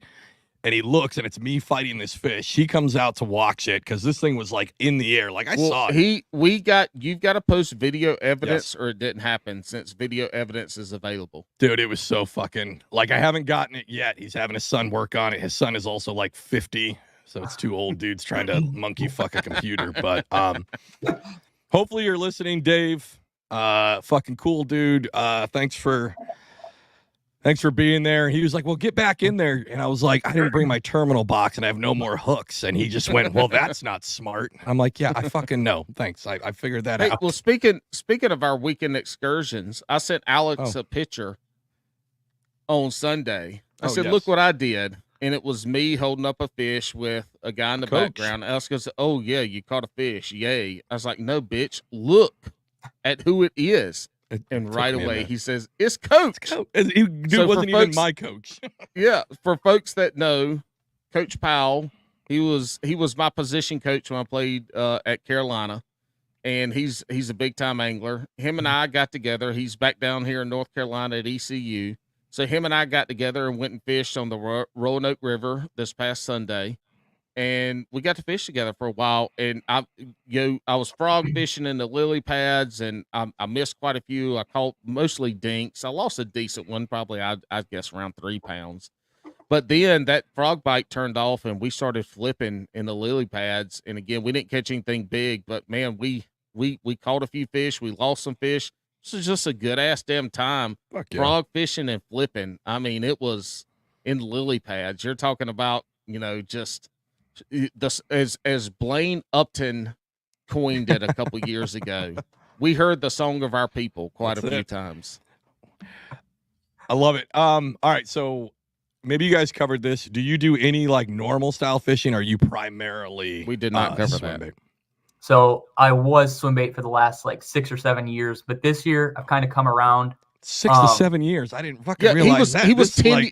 He was 10 years old 6 or 7 years ago. Close. He's got. I just think it's awesome. He was also bigger than Alex at 10 years old than Alex is as a 40-year-old man. I don't give a shit. But Alex's mustache grows in. Yeah, completely. In the middle. Yeah, mine doesn't. Yours doesn't tickle any kind of vagina at all. No. It's not long right enough. down the middle. Yeah, it's right down the middle. So I kind of got back around to conventional fishing this year, but I don't own a spinning rod. I haven't owned a spinning rod in 6 years. I fish all my stuff on bait casters. Yep. If I went to St. Clair twice this year, and I was dragging a Kitech on a ball head jig on a 703 Powell Inferno, and I was making sure, like I talked about earlier, I was making sure those fish knew they fucked up when they bit my bait because I yammed them. And I mean, I like bait casters so you can burn them in and you can flip them. I flipped a 4.5 pound smallmouth, and I didn't know how big it was till it was in the bottom of the boat, and I said, "Oh, maybe I shouldn't have done that." Yeah, that's what I fucking tried to do yesterday, and the line fucking snapped. Because I didn't bring a fucking I bet your net. knot failed. Your fucking It did not. failed. The line Your knot fucking failed. snapped. Anyways, When's the last time you put new line on your shit? it was fucking brand new because I was tired of losing fish, and we're right. What line at, like, was it? What line was it? It was fucking braid. What did I Wait, have? you broke braid? You know No. I gotta go pee. It was I'm braid. I'm not listening to this shit. You broke Anyways, braid. I did not break. Because you can't tie a knot. It was braid to fluorocarbon. It was Seagar, not the super cheap, but like the mid-range that I always fucking use. The problem was it was like a flick shake, so like a weighted wacky. So it was 6 pound fluorocarbon is what ended up. That'll fucking do it. So all right, so mostly swim baits, but you're getting back into a little bit on the other side. Just no fucking spinning rods, which I'm totally on board. I only like those for crappie fishing, and that's it. But I always like the swim bait guys, and you mentioned, so getting back to that beginner, so I think swim bait fishing is cool as fuck. Like, we think of the show, we usually talk about on the show here about how we really enjoy the fishing culture. Like the culture that kind of surrounds all of fishing, right? And it's like, we all have that, like, you drive past the guy on the road and there's a lake on his side of the road and you see that he's looking that way. You're like, oh, that dude fucking fishes, like, right? And it's just, just the whole fishing lifestyle and culture around it. And then you have swim baiters who are like, there's either two kinds, and you're the first kind, which is like a burnout, like old stoner. He probably like would rip it at the skate park, or at least bring a 24 pack of Bush, so everybody would have a fucking good time, right? Like, you're that side, and then there's the other side of the guys that are like super technical, just like fucking nerds, basically. And they're both fucking great, but swim bait is like this whole niche subculture within the fishing culture, and I think it does draw a lot of people. I think swim baits are cool as shit. Other than like a Kitech, I've never fucking caught a fish on a swim bait. I'm absolutely going to use your recommendations because I've used some other stuff. Actually, yesterday I was throwing around that Berkeley one, the one they knocked off. Oh, you're talking about the Nessie, right? So the knockoff of this one. Yep. So that was pretty cool. I didn't catch anything, obviously. All they had was the 9. I think the 9's a little big. No, it's not. Catch. It's not. It's not. All right. Well, I catch. Yeah. When I say that, I'm not saying like you're wrong, motherfucker. I'm just saying no. I totally experience. No, but like in my head, like we were talking about it earlier, it's like getting that confidence into a bait, right? It's just like jig fishing. They tell you to go down to like a finesse jig to kind of build that confidence first, and then build up into it. But yeah, a lot of people have said that the 9 can work fine. But I threw it around. It was fun. I actively want to do more swim bait fishing. I think it's fucking cool. It's like what all the cool kids do. You know what I mean? Oh, yeah. I'm just doing it for the clout, because I have said it before. Half of swim bait fishermen are just doing it for the clout. And those are like the fake ones that like quit after like 2 years. And then you have all you fucking maniacs who do it for 6 to 7, which is insane. Yeah. I was in high school getting made fun of. Like, I went to a really small high school, and we'd be at baseball games, and my friends' grandparents would be like, so-and-so said you spent $300 on a fishing bait. Is that true? I'm like, yeah. Like, you're crazy. You're a sophomore in high school. I can't believe you're doing that. Listen, man, if you had that mustache in high school, that's not what they were making fun of you for. They were making fun of you for that mustache. I didn't have the mustache. but I had the mullet and the ski glasses before they came back. Yes. Yeah, the whole standard. Dude, I picked up my my 10-year-old. I had to do like a field trip into Philadelphia, and one of the kids in her fucking class had like the full mullet. This is a 10-year-old, full mullet with pit vipers as we're at the fucking Franklin Institute Museum. And I was like, I can't tell if that style's cool anymore or not, but I feel like, when old people get into shit, you got to stop doing it. And when the real young ones get into it, it's fucking dead also. So, yeah, I was doing that like in 2018. Then I got made fun of so much for it. I was kind of the black sheep, especially in the fishing scene. All my buddies were into steelhead fishing, being in Michigan or smallmouth fishing with drop shots and stuff. And here I am hucking these gigantic baits, and they would make fun of me for it, but I didn't care. It's just, it's cool, man. Fuck them. I feel like the swim bait guys know a lot more about like fish behavior also. I feel like that just comes with the territory because you are using such a lifelike representation to fool these fucking fish. So like when we had Nick from Cast and Crank on, right? Like when he was talking about, especially when he talks about the people, like people are diving deep. And that's what I mean. You have like the stoner burnouts, and then you have like the super scientific folks. And a lot of times it's a mesh. Like it's a dude who will like go to a 7-Eleven and, horse down fucking 7 of those gross fucking hot dogs, right? But then tell you about the perfect water temp, the perfect depth, exactly how to like move this glide right around a weed eggs, all this shit as they're having diarrhea at the porta potty at the boat ramp. And then they proceed to go drink Pepto-Bismol to get high after. Exactly. Yeah, man, it's like, I don't know. I talk about it a lot on my show where are these fish really that smart, or are we just like giving them so much credit and making up scenarios that, like, I mean, dude, there's late night conversations with guys that I talk to, and we're talking about if like, so on like some of these hooks, like on these soft baits that have beast hooks, and if you're dragging it on bottom and that lead bottom's ticking on rocks, like, is that going to be a turnoff for an 8-pounder? Do I need to shrink wrap that so it doesn't make any noise, or does the fish not care? I mean, there's some crazy conversations that go on between guys. I don't know if you guys are familiar with Mike Gilbert at Working Class Zero. He is a guy that he goes deep on everything. I mean, he's been on Cast and Crank a good bit. Nick knows him real good. He's had him on a lot of episodes. Yeah, I mean, he's notorious. You get on a phone call with him. I've talked to him quite a few times, and you talk to him, and you just start bouncing ideas off each other. And I say something, and he's like, "Well, yeah." He's like, "It might be different there, but these are how my fish react. This is what happens when I fish this, and this is how I do it."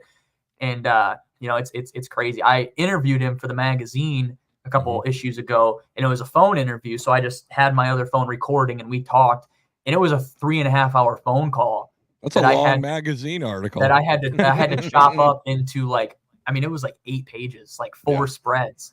Yeah. And I was like listening for 20 seconds. I type a bunch. I'd listen for another 20 seconds. I delete what I typed before because this part was better. And he's a knowledgeable guy. If you guys haven't, go check out the Working Class Zero YouTube channel. He's got theories in swim baiting.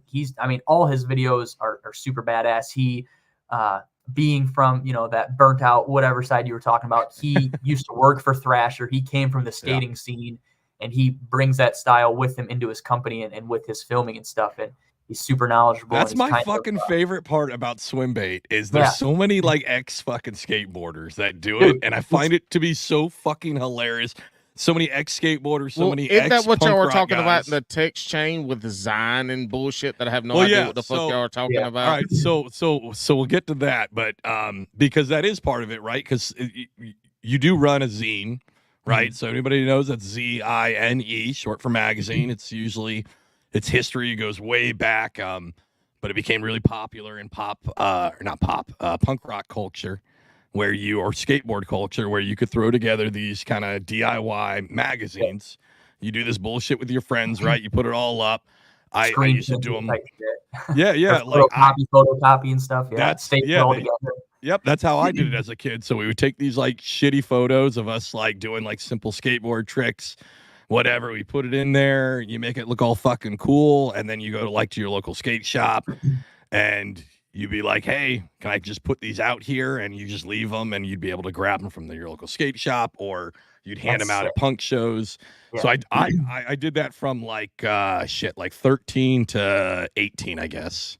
So I'd make these little DIY. So what made you kind of want to do? Because again, that's kind of outside of everything right now. Is very kind of like short form, quick bite video only kind of deal. Because not only did you go longer with doing a podcast, which I mean, it's getting more popular since me and Paul started and kind of started this fad in fishing. Yeah. Basically, everybody is trying to bite off us. I'm just joking. Up on the bandwagon. Yeah, but fuck you, Joe Rogan. We're coming for you. But no, I mean, so like that is kind of counter towards a lot of like Instagram and TikTok and even YouTube. I've noticed lately, like videos are getting shorter and shorter and shorter. There's no longer a lot of like 35-minute long fishing videos. They're more like 9. But then you went even farther to do a magazine, which is written. It's not flashy. Like, what kind of spurred you to do that? You guys want the honest answer? You guys are probably gonna laugh. Absolutely. You know, I was sitting in bed scrolling through trying to find something to watch, and I had just recently downloaded like the Amazon video thing because I wanted to watch Apocalypse Now, and I was scrolling through trying to find it, and this doc came up, and it was a Playboy documentary, and it was talking about how Hugh got into making Playboys. It's like a 10-episode thing, and I watched that whole thing in one night. It was 10 hours. I didn't sleep at all that night because I watched it all the way up until when I had to get up for work, and I was like, man, this motherfucker went from living in an apartment, making this magazine, to having so many mansions, so many clubs, so many women around him. Like, and it was literally just written form content. I was like, that is crazy. I said, obviously it wouldn't, knock on wood that it happens, but it would never get to that extent. I knew, but I texted a little group chat I had, and I was like, what about this idea? And my group of friends, my core group of friends in the swim bait world are pretty creative guys. And they're like, dude, that'd be fucking cool. And so I was like, okay. And that next day I reached out to a couple guys that I was acquaintances with that I had on the show and stuff and talked to. And like, I probably asked 7 guys, and I think 6 or all 7 were like, it's a really cool idea, but it's not going to work. One guy just straight up said, that's just not going to work. It's kind of a shitty idea, which, like whatever. I don't know. And kind of going back to being the black sheep, I was like, fuck this. Like, I'm going to do it. How hard could it be to write a magazine?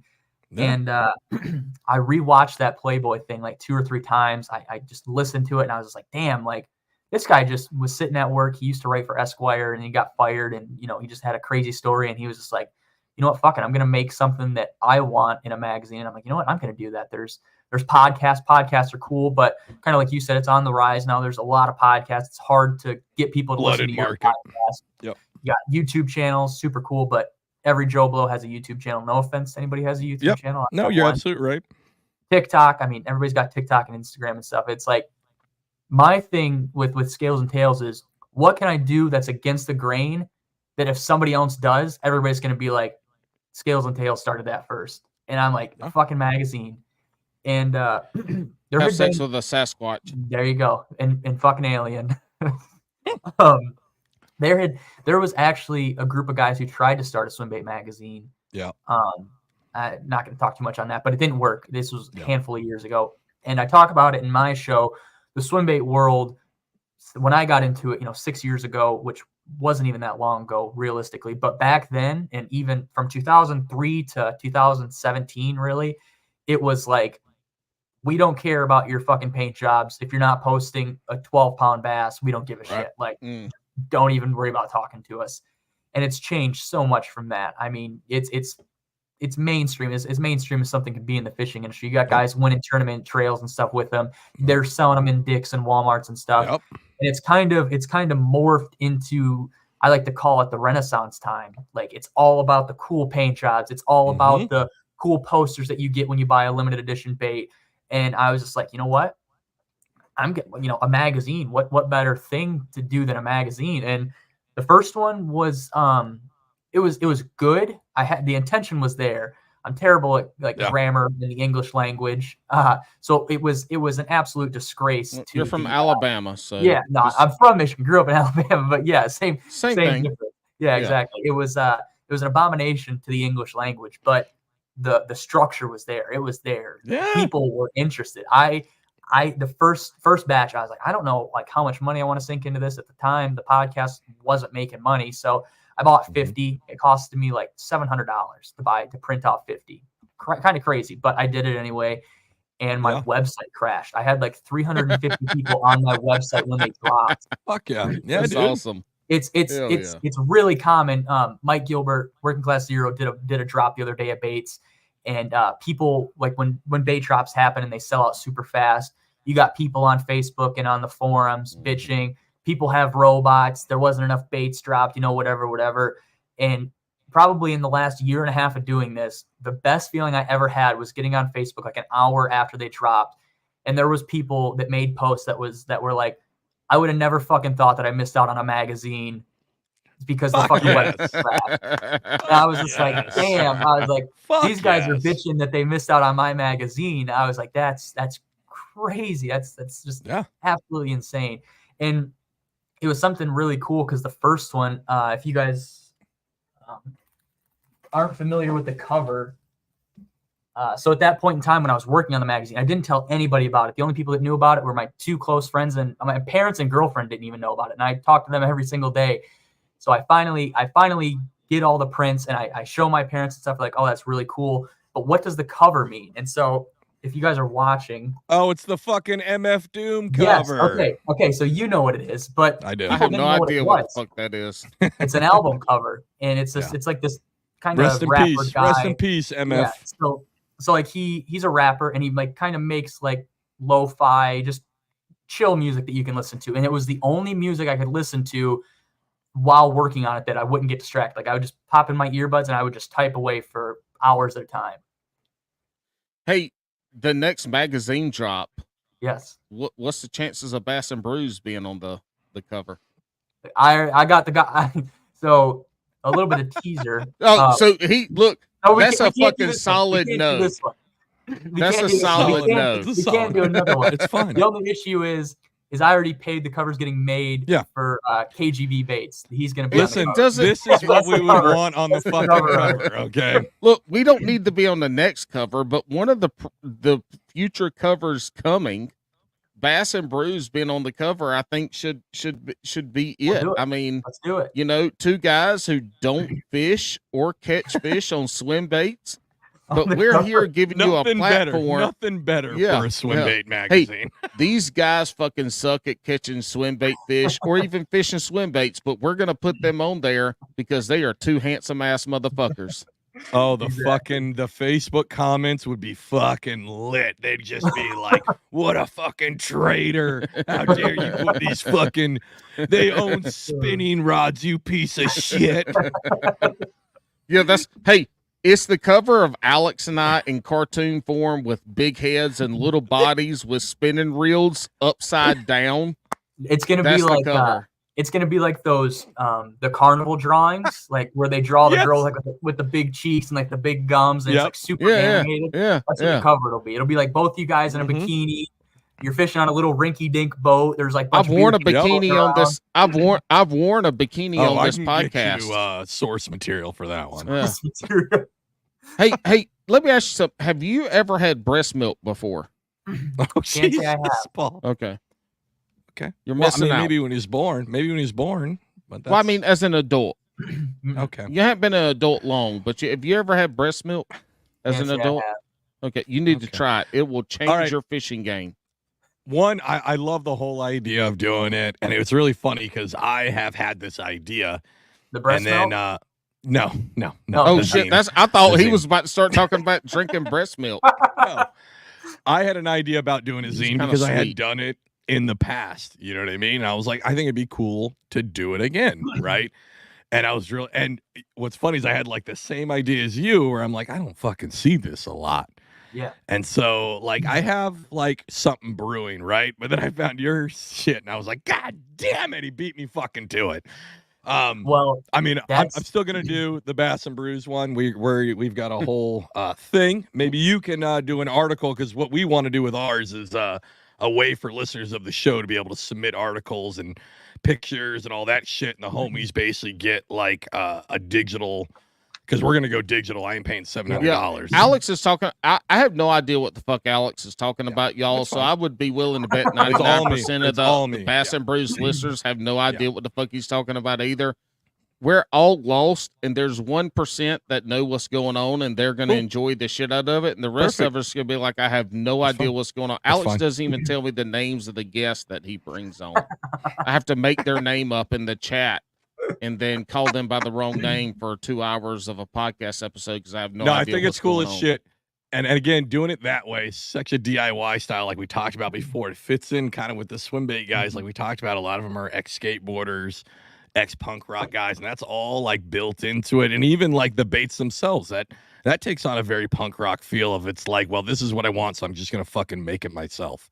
Yeah. Like I'm not gonna wait for fucking Strike King to come out with what I want. I'm just gonna fucking do it myself, which I think it's fucking awesome. And yeah, dude, I dig it. The ones you sent me over. The one thing I want to say, dude, and you didn't ask for it, but here's my criticism. We need digital copies.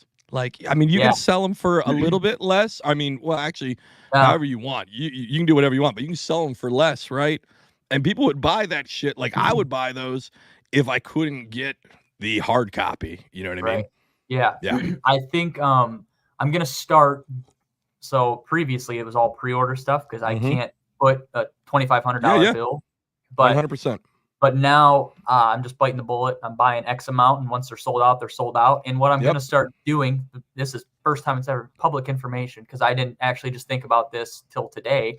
I'm going to post up like not the PDF file so people can't print them, but I'm going to have files on the website that you can buy for like $5. Yeah, you can spend $5 and get the whole first issue, the whole second, third, fourth, volume 2 issues. For $5, I mean, for $20, you can do a PDF, right? Because they're going to be able to print it, but it won't be like the same. And you can still do like a watermark across on a PDF. If you need help, let me know. But yeah, I can help you with that. Like you can protect your stuff to where it's not reprinted. But yeah, dude, I think doing a digital would be awesome. I think the pre-order idea is still like that's the way to do it, right? Like or buying them out, right? And then you wait till they're all sold out, and then maybe wait a month or two, right? Yeah. Like, hey, you peasants didn't fucking jump on this soon enough. So you gotta wait, and then you get the digital after that. I think that is a cool idea. That's just my stupid smooth brain talking though. So the only problem I hate is like guys don't see my post all the time, so they'll go a whole week and don't see the post. And they miss out on the pre-order, which sucks. Or I get a bunch of foreign guys, get a bunch of guys in Japan or Europe that want my stuff, and it's just like, dude, like I didn't order enough. Like, so then I'm trying to fumble it through, and they like these guys want the hard copies. I don't have enough. So then I open up a pre-order for another country, and that gets kind of squirrely, but. That's a good problem to have. That's a fucking great problem to have. All of those are good issues. But then I want to go back real quick. You said you got all of this because you watched a documentary about Hugh Hefner and kind of everything he did to start the Playboy magazine. And you did kind of the same thing, but kind of the opposite, because you said like he had this life of wealth, all these women around him, and instead you did a magazine about swim bait fishing. So that's going to be nothing but burnout dudes, other swim baiters. Like you're going to have, I mean, you could do like a Scales and Tails bunnies, which would be fucking funny as shit, right? Like, and it's just a bunch of old I could be a centerfold for that. In my American my God, dude, that would be fucking. Can you imagine you get this magazine and you're like, oh, here's Mike Bucca. He's got a fucking interview in here. And you're like, oh, what's this fold out? This has got to be a new bait. It's just Paul in a fucking bikini. That'd be funny. Hey, I got nice sized titties and I got big nipples for folks that like big nipples. Hey, my nipple hairs, I bet I could win an international competition on longest nipple hairs. Paul, would you let us take a large glide bait and pierce both your nipples and then put the glide bait into the holes between them? You know what? I potentially could do that, but look, I'm going to tell you something. I'm not good with blood or hooks in me. Like I almost got a hook in me and I got really scared because I couldn't see the barb, but it didn't press through. And so I was able to pull it out. Yeah. But like I wear a life jacket in my kayak for safety reasons, anyway, in case something were to happen. But predominantly, if I was to get a fucking hook in my hand and that bitch was like jammed up in there real good, there's a good chance I would black out and fall out of the kayak. Yeah. So that's why I wear a life jacket. Safety first, motherfuckers. Hey, Paul, do you have to buy like a special life jacket that holds 600 pounds? Like, Yep, is there a nope. special I use like my giant little my fatty? OSO life jacket. It does great. If right. if something were to happen and my kayak was to tip over, my phone is tethered to my life jacket. Okay. My keys, my wallet are all in my life jacket. Also, so his I piece would of be able to get home. chicken that he's fucking eating on the water because Nope, he's nope, fat. Nope, He's got that nope. bitch on one of those little See, tenders too. this is how we know you're lying, because I do not eat on the water. When I'm on the fucking water, don't I either. don't eat. I might bring a Slim Jim if I remember to grab one at the gas station, but I don't eat on the water. It's wasted time. I need those 2 extra casts. Might be the difference between, hey, this past weekend I caught a fish with 20 minutes to go. Yeah. It was that extra cast. Yeah. I don't have time to eat. Matter of fact, I have to I'm make with you. myself drink. And sometimes I get back to the ramp at the summertime and I'm every cramping time. and shit because I did Every not drink time. enough water. Yeah. Every time. I never drink anything on the water. Coffee maybe when I start, but after that, I definitely no have water, coffee. No nothing. Yeah, in the morning I definitely have coffee, 100%. I got a cup of coffee and I've got, depending. Yeah, we're getting the heat of days here in the Carolinas, so It's fucking gross. I take a chunk of water, but I have to make myself drink. Mm. Yeah. Hey, did you guys talk about what you fish out of there, Harold? Yep, we've already covered all that shit. All right. Just want to make sure. Cool. I fucking love hats. For me, like, I feel like we can have so many off the wall conversations. I do want to go to one real quick. Where the fuck did you get that hat? Because I want it. Where did you get that? A lewd. He's a bait builder out of New York, actually, and he has it. Steak? He also has like what is it? Make swim baits great again. He's got a whole bunch of cool hats, and this is it's the Thrasher logo, but it says Lunkers. And I think it says like American Hunter or something on it, something like that. Lunker Hunter or something. I can't Gotta remember. have it. You could take it off and look at it. If I take it off, unless you're balding. Hey, Nah. are you Oh, balding? yeah, let's see your No, Is your hairline receding? Far from balding, but it's Oh, not yeah. bad. Hey, I that mean, it's bitch is fucking running. bad, but Hey, it's not bad. It's not. His hairline isn't running away, but it's at a slight jog. Oh, it's always like that. I will say, I've got a lot of hair on my head. I'm not worried about losing it anytime soon. Yeah. Trophies, baby. Is it mandatory for swim baiters to only get haircuts once every 5 years? No, I just spend all my money on swim baits. I can't afford a barber. That's it right there. You can't afford a $20 haircut at Marginal $20. Clips. That's like 4 spools of line. We were talking about that earlier. Yeah, but anyway, it doesn't matter. You said you had a girlfriend before, so if you still got her, then you don't need to worry about that haircut. She doesn't like my short hair. So. Okay, so she likes a good bush. Yeah, exactly. Fucking hey, Paul. Really, Paul. Really? He said it, not me. I just you fucking accentuated said it. You said it. You said well, it. I Listen, said the words. He insinuated it. I also can't wear a flat bill if I have short hair because I don't like the way it looks. I got to have hair sticking out on the sides. Well, hey, I will tell you this. Wow. Like, I used to be growing up when I was your age in my early 20s, my hats, I like to bend them down. But when I'm fishing now, man, you got to have a flat bill. Otherwise, the motherfucker hat is doing 2 things. It's either pushing down on your sunglasses and making the bridge of your nose hurt like a motherfucker, or it pushes your sunglasses down to the tip of your nose all the time. Yep. You like a flat bill hat fishing is you got to have it. Otherwise, your sunglasses are going to be fucked up the whole time. Speaking of sunglasses, real quick, I got to throw a plug out there. This is not this is not sponsored or anything. I got some Hobie sunglasses at the Norman tournament, and they were the full wrap ones, and the lenses were awesome. I loved them, but they were fucking hot. And I'm a fat bastard. I'm hot and sweaty. They fogged up a bunch, but I got some new ones, and I got new ones that are more like the ones that I've been wearing before, and they're inside, so I can't get them. So they're more square. Yeah, but they're interchangeable lenses, which I love. Are they like the and those, huh? Are they heat waves or something like that? I can't remember the goddamn name. This is a terrible look. We're not getting paid for this. We're not it doesn't goddamn seriously. matter. Yeah, this doesn't matter. But anyway, I got the interchangeable lenses on these things, and I wore them at the tournament this past weekend. Not once did I have a fog problem. They didn't Fuck slide yeah. down my head. They cover. Man, I was skeptical of Hobie because every kayak angler that has anything behind their name, any kayak angling podcast, they're all sponsored by Hobie eyewear. And Hobie, to me, is a kayak producer. Yeah. And so I was skeptical. But now that I got them, man, I used to get done off the water, and I was wearing Shady Rays. And Shady Rays have been a good sunglasses to me. But I get off the water, I'd have headaches and shit. Since I've been wearing these Hobies, I'm not going to lie, the lenses have been really, really fucking good. And this last pair I bought this again. This isn't no sponsorship. I bought them. Holy shit. I love those motherfuckers. And I got a few different lenses I bought for them. And these don't float, but you can buy floatable ones.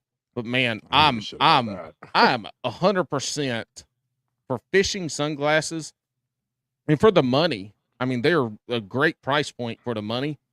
I'm super impressed with these motherfuckers. I'm sad I haven't been fishing using them before, but I'm super impressed with the Hobie sunglasses. I thought they only made boats, but apparently they make really good sunglasses, in my opinion. I'm gonna be honest. I didn't wear sunglasses till about a month ago. Fuck that, bitch. I can't wear sunglasses. I can't not wear them. This dude eats breakfast, lunch, and dinner from a 7-Eleven, 100%. He probably eats bean burritos for breakfast and still doesn't have to shit on the water. I'll give you guys the scales and tails dinner every single night. Yes. You guys want to eat any guesses? I do. Yes. Chicken, beans, and hot cabbage. I think it's chicken, white rice, and whatever steamed vegetable was on sale at the supermarket. All right. So we got 8 ounces of ground beef, 93.7, Okay. two 4-ounce patties, no See, bun. that's how we know you're rich. Oh yeah. You buy 93.7 ground beef and $400 swim baits. You're a rich motherfucker. One whole white onion sauteed with 5 or 6 mushrooms. So that's that. Okay. 2 chicken thighs, 4 ounces of sirloin steak. We got 3 eggs, 2 dates, 4 ounces of pineapple, 4 ounces of you watermelon. eat that every night? All of that? Yeah. A cup of Greek yogurt with a teaspoon of raw honey and cinnamon, usually an apple diced up, and then sometimes I'll do a couple of little almonds on the side if I'm really feeling it. But that's all right. it. This is going to do you well as you age. But let me tell you something. When you hit the age of 35, that fucking sauteed onion is going to start wreaking. No, fuck the heartburn. It's going to start wreaking havoc on your lower intestines, and you're going to have stomach cramps, and you're going to be shitting, and your farts are going to smell like sauteed onions. And when that starts happening, you got to cook your onions less, because I'm telling you, when you hit 35 and you eat cooked onions, if you go eat French onion soup, you're going to have 3 days of fucking misery. And when you finally start to dookie, it's going to come out like a fucking, 100 squirt gun. 100% and correct. then 100% it's going to come out in rabbit pellets. I'm just telling you, it works now. But when you turn 35, that your dookie your stomach's going to revolt.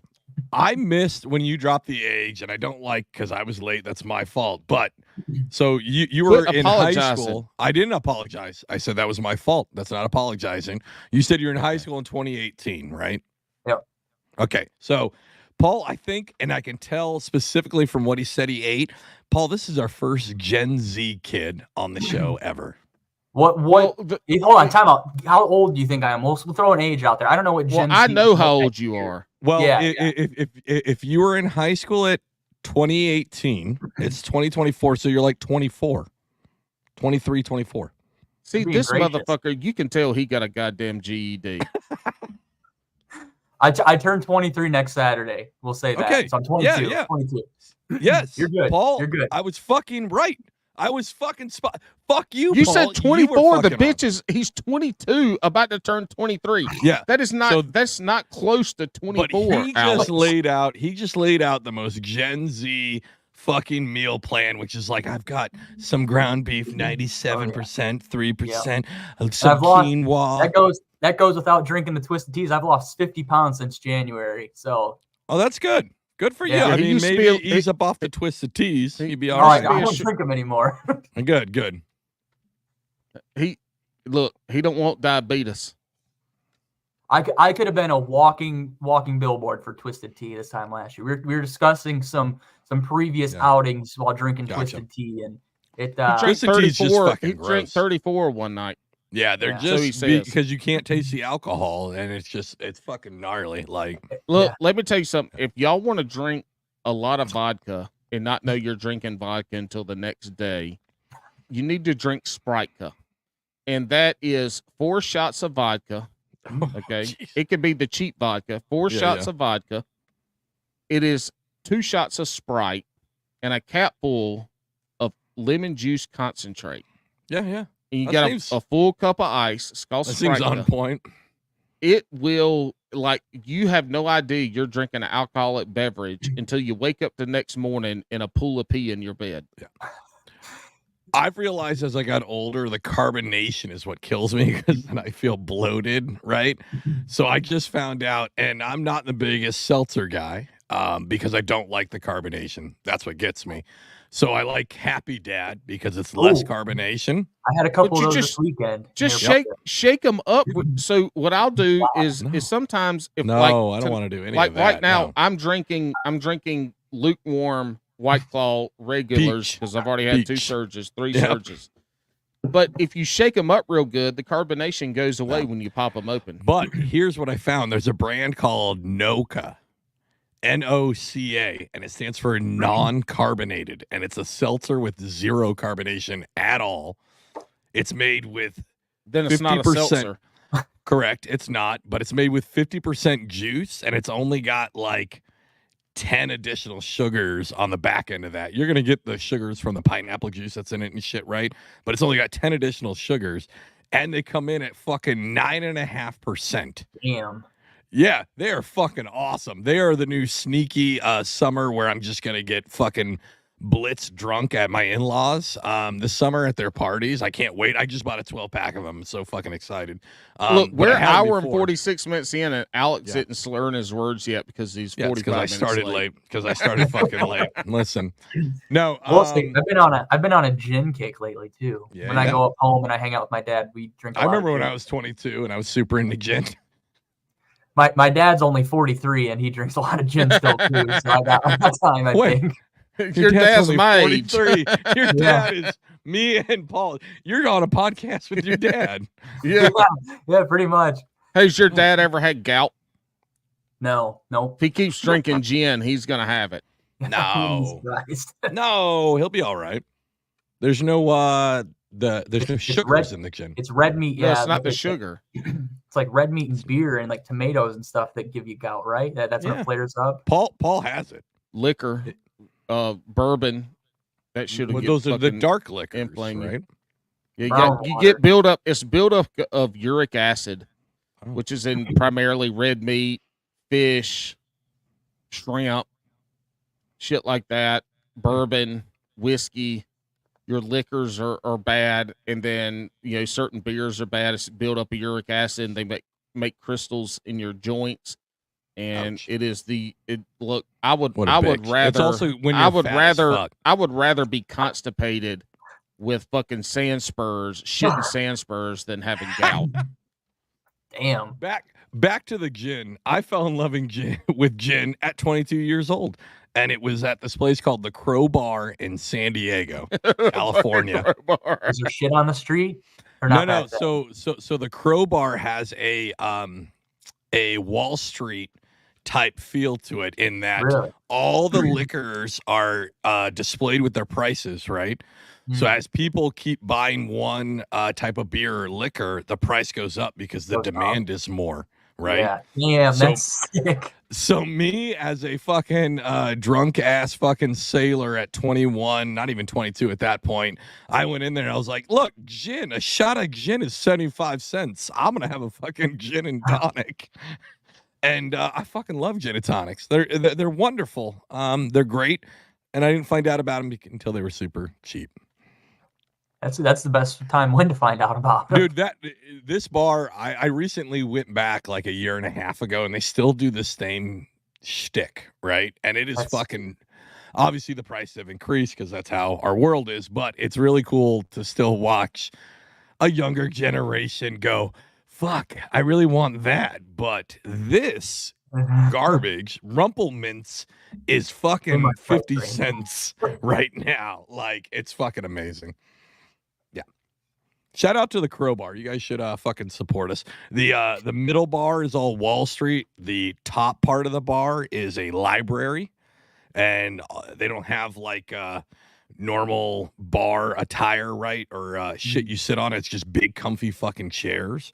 But they have all these like giant bookshelves, and they're actually fucking books that you can pull out and read like some bullshit. But what's cool is that the books, when you pull them out, they're empty, so anybody can just write in them. So it's usually just a bunch of pictures of dicks normally. It's like a whole volume. It says like War and Peace. You pull it out and it's just dicks for pages. That's why Alex went there, because this motherfucker barely got a GED, so he can't read a book anyway.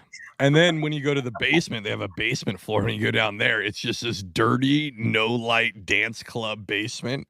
And it's usually just full of like semi-overweight people grinding on each other. But they have a whole nother kind of pricing down there, and it's just PBR and shots of vodka is the only thing they serve down there. Nice. And the PBR is $1.50, and it's fucking amazing. Hey, Adrian, just to let you know that your magazines, Alex can't read them, so you need to make them picture heavy. There's a lot of pictures in them. Okay, good. It's a lot of pictures. Because it sounds like, Adrian, that you're a picture guy too, that you don't do well with reading and writing. Yeah, we got to keep the word. Oh, that looks like me. Yeah. No, that guy looks kind of muscular. All right. Bitch, I could bitch press your little short ass. You probably fucking could, because I'm not as fat as you. It has nothing to do with height. I will squat in your face and fart in your mouth.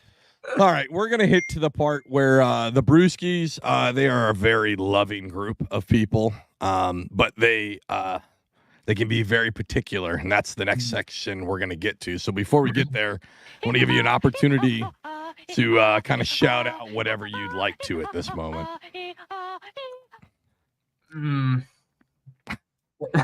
I don't know.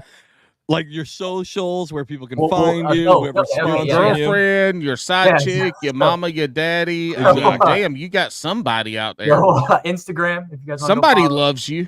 You want to go follow Scales and Tails? It's Scales and Tails _media on Instagram. If you guys spell Tails, which tail is it? Oh yeah, TALES. So it's Scales, SCLANES, or SCALES.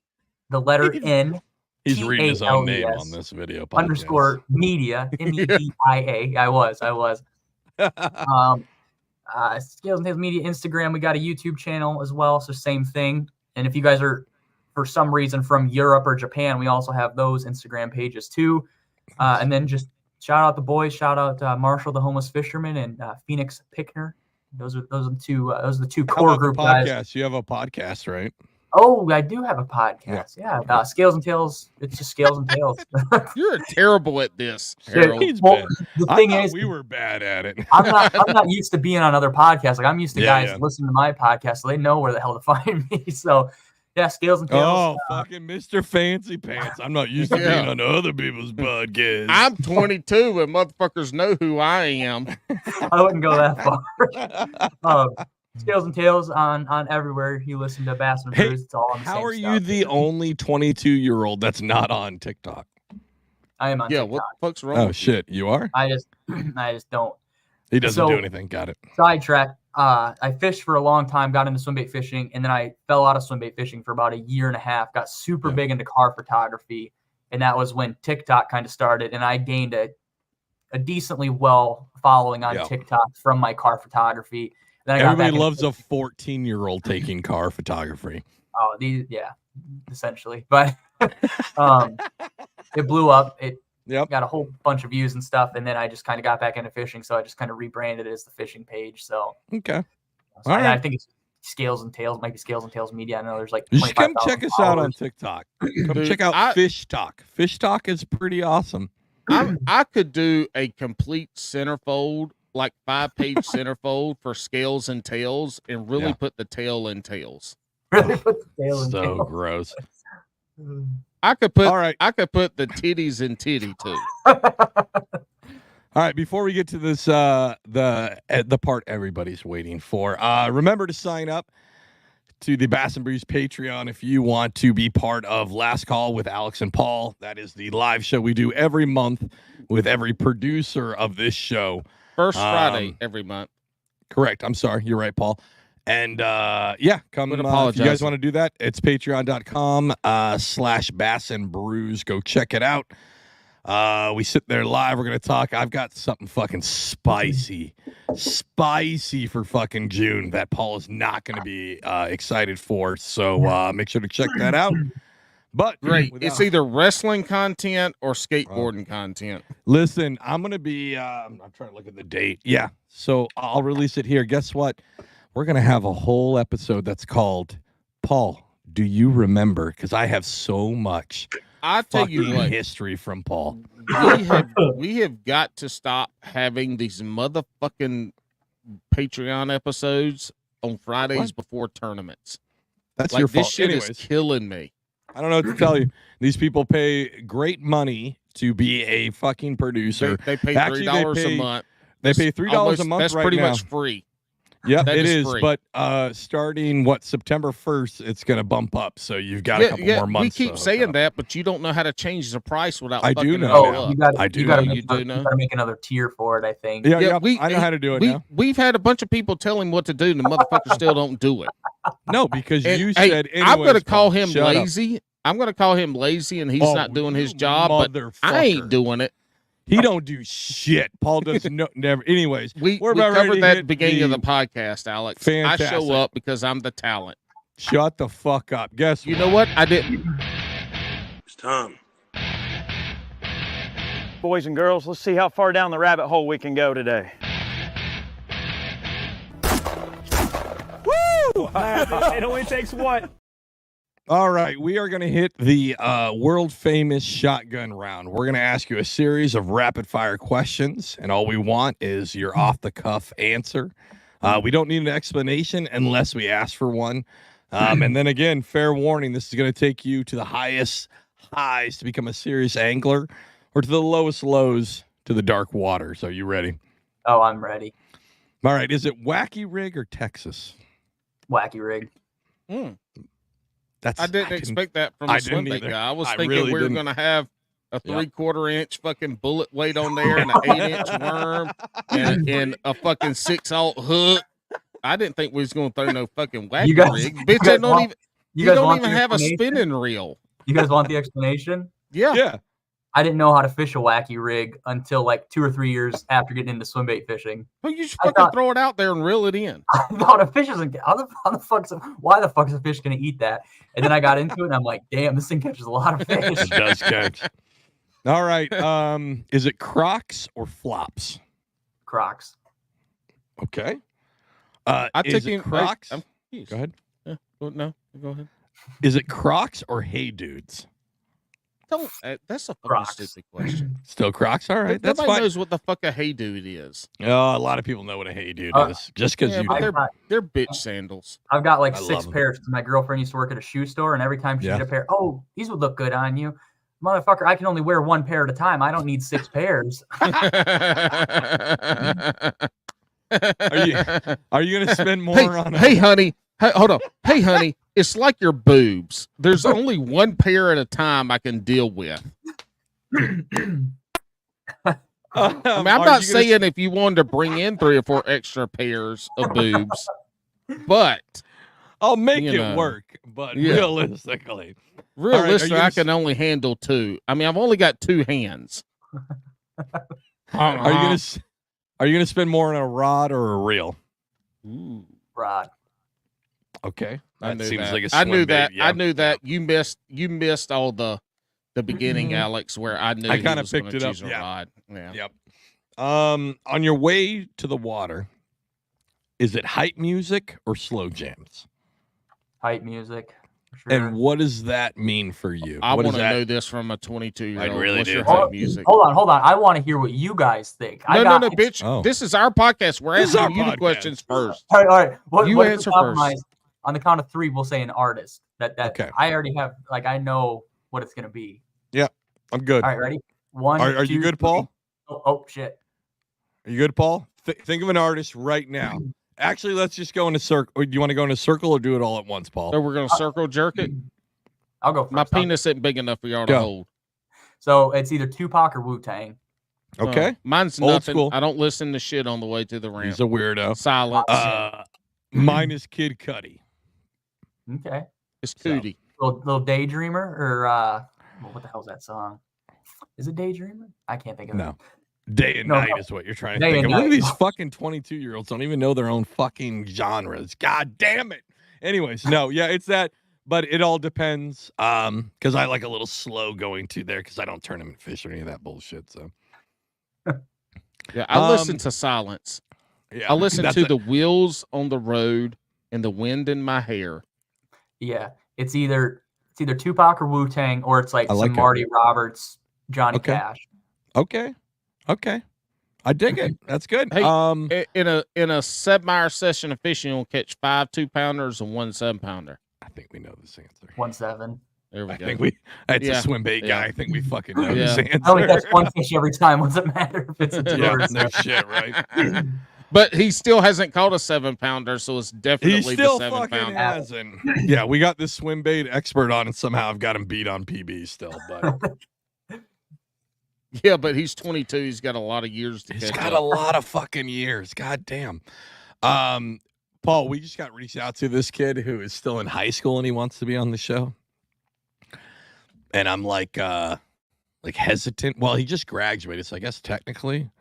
But now that we've had Scales of Tails on, that's because I think you might be the youngest on the OG show. We've had younger on the Queen City Chronicles. I think you're the youngest on the OG Yeah, show. speaking of that, we got to give a shout out to our boy Matthew Carey and his partner Nathan. They finished 4th on the Roanoke River this past There it weekend is. in the high school. They missed making it to nationals by 0.3 pounds, and they lost a 4 or 5 pounder at the boat that would have put them in. But they finished must 4th be at the tournament this Bassett weekend. So, and they must caught them flipping and frogging. So that was a hell of a good day for him. Nathan, must be Matthew, bassing good job, up. buddy. God, they must be. Yo, Bass and goddamn, I'm Brews the fans. one talking. Why the fuck are you? Because you I'm the one talking. pause. You pause, and I'm ready to. I add pause I fucking instead of hate you saying so much. and all right and all the bullshit filler words that you use. I skip that shit with a pause because I know how to fucking talk Hey, like a motherfucker that knows how to talk. hey, have you ever eaten beaver? Yeah. Yeah, how'd you prepare it? Wrap line over the open fire. A wrap line over the open fire. Did you season it at all or anything? The Little bit fuck of is a S&P. rap line? No, I said over the open fire, like campfire. Oh, okay. Yeah. So did you season it or? Little S&P, that's it. You don't need, Okay, you don't need to little doll S&P. anything up. You got to All eat it how it was. You got to taste the hardships of that animal. I gotcha. Interesting. You know, a lot of people haven't had it over an open fire, and they Yeah. damn sure ain't about the hard parts of it. Yeah, I Different mean, strokes most for different people- folks. Most people when they cook this, they're going for a really moist kind of roast on it. Is what When they're they looking prepare for. it, they want it nice, juicy, and tender. Mhm. It's like a smoker. It's like a brisket. And then when it's done, it's just got to. Never mind. Fuck, that's too far even for this show. Well, when good beaver's done, Yep. they let out a. Just depends on how you prepare it. Did we cover them all, Paul? Did we get them? Do you eat largemouth bass? There's that one. No. Why? Have you ever eaten? I don't think I've ever eaten largemouth. I've eaten smallmouth though. Oh shit! 6 Oh. pounders. 6 pounders are the best size eaten. 3.5 and below. Shit. Fillet them, or do you just gut them? Fillet 'em. fry You're 'em not up. a bluegill. You got to do this fish some credit. Okay, I say this like I do it all the time. This was when I was way younger. Oh yeah, 5 years ago when you were 8. Sure. Just so you know, Scales and Tails is built on eating smallmouth. Just I want to make sure everybody's known. The podcast, the zine, everything is built on eating smallmouth. Hey, Paul, I meant to put this one in. Maybe I'll put it in the next one. But did you, you saw it, right? You know what I'm talking about? That video of that guy eating that 9-pound fucking Oh, my God, largemouth. yeah. What's It up? was like a 9-pound largemouth. He filleted that bitch up. Look, it looked like a fucking tuna fillet, a white tuna Dude, it fillet. was That bitch fucking was huge. It was a 9-pound bass. He fucking ate that bitch up. And the whole time he's like, I don't give a fuck what you fucking think. Damn. It's gangster. That fucking shit was the biggest fillets I've ever seen. I guarantee you they were delicious, and nobody in their right mind would know the difference between a catfish, a crappie, a carp, and a bass if you filleted it and fried it up right. Okay. All right. Well, we've gone through them all, and these are all pretty polarizing, but the next one's going to be the worst, right? Because we saved that for last. Mm-hmm. Every great angler loves a sandwich on the water.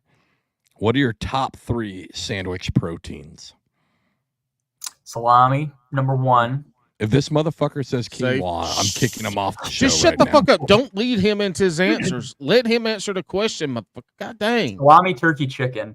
In that so order. we're safe. He's safe. Perfect. He's Yeah. safe. He's safe. He Perfect. is safe. Salami He is is so safe. fucking good, but it's so It's so fucking good. expensive. So good. It's really good. Yeah. Hey, Expensive. you should slap a couple slices of salami on the next time you eat beef. Slap. Just slap it on there. Roll it up. I didn't mean to do that. Sorry. I just wanted to. He's talking about slapping beaver. I can't do it. Anyways, thank you, everybody. It's been a great episode. Hey, what are we calling you? Hubert, Adrian, Richardson? Harold. I don't know what the Harold. fuck we're doing at this Harold. point. Harold. Hang out for a minute, everybody. Check us out on TikTok, Instagram, all that other happy shit. I'm trying to do Facebook. this thing where like I fade in. Yeah, Facebook, Patreon. Hope you guys have a great day. Breaks off.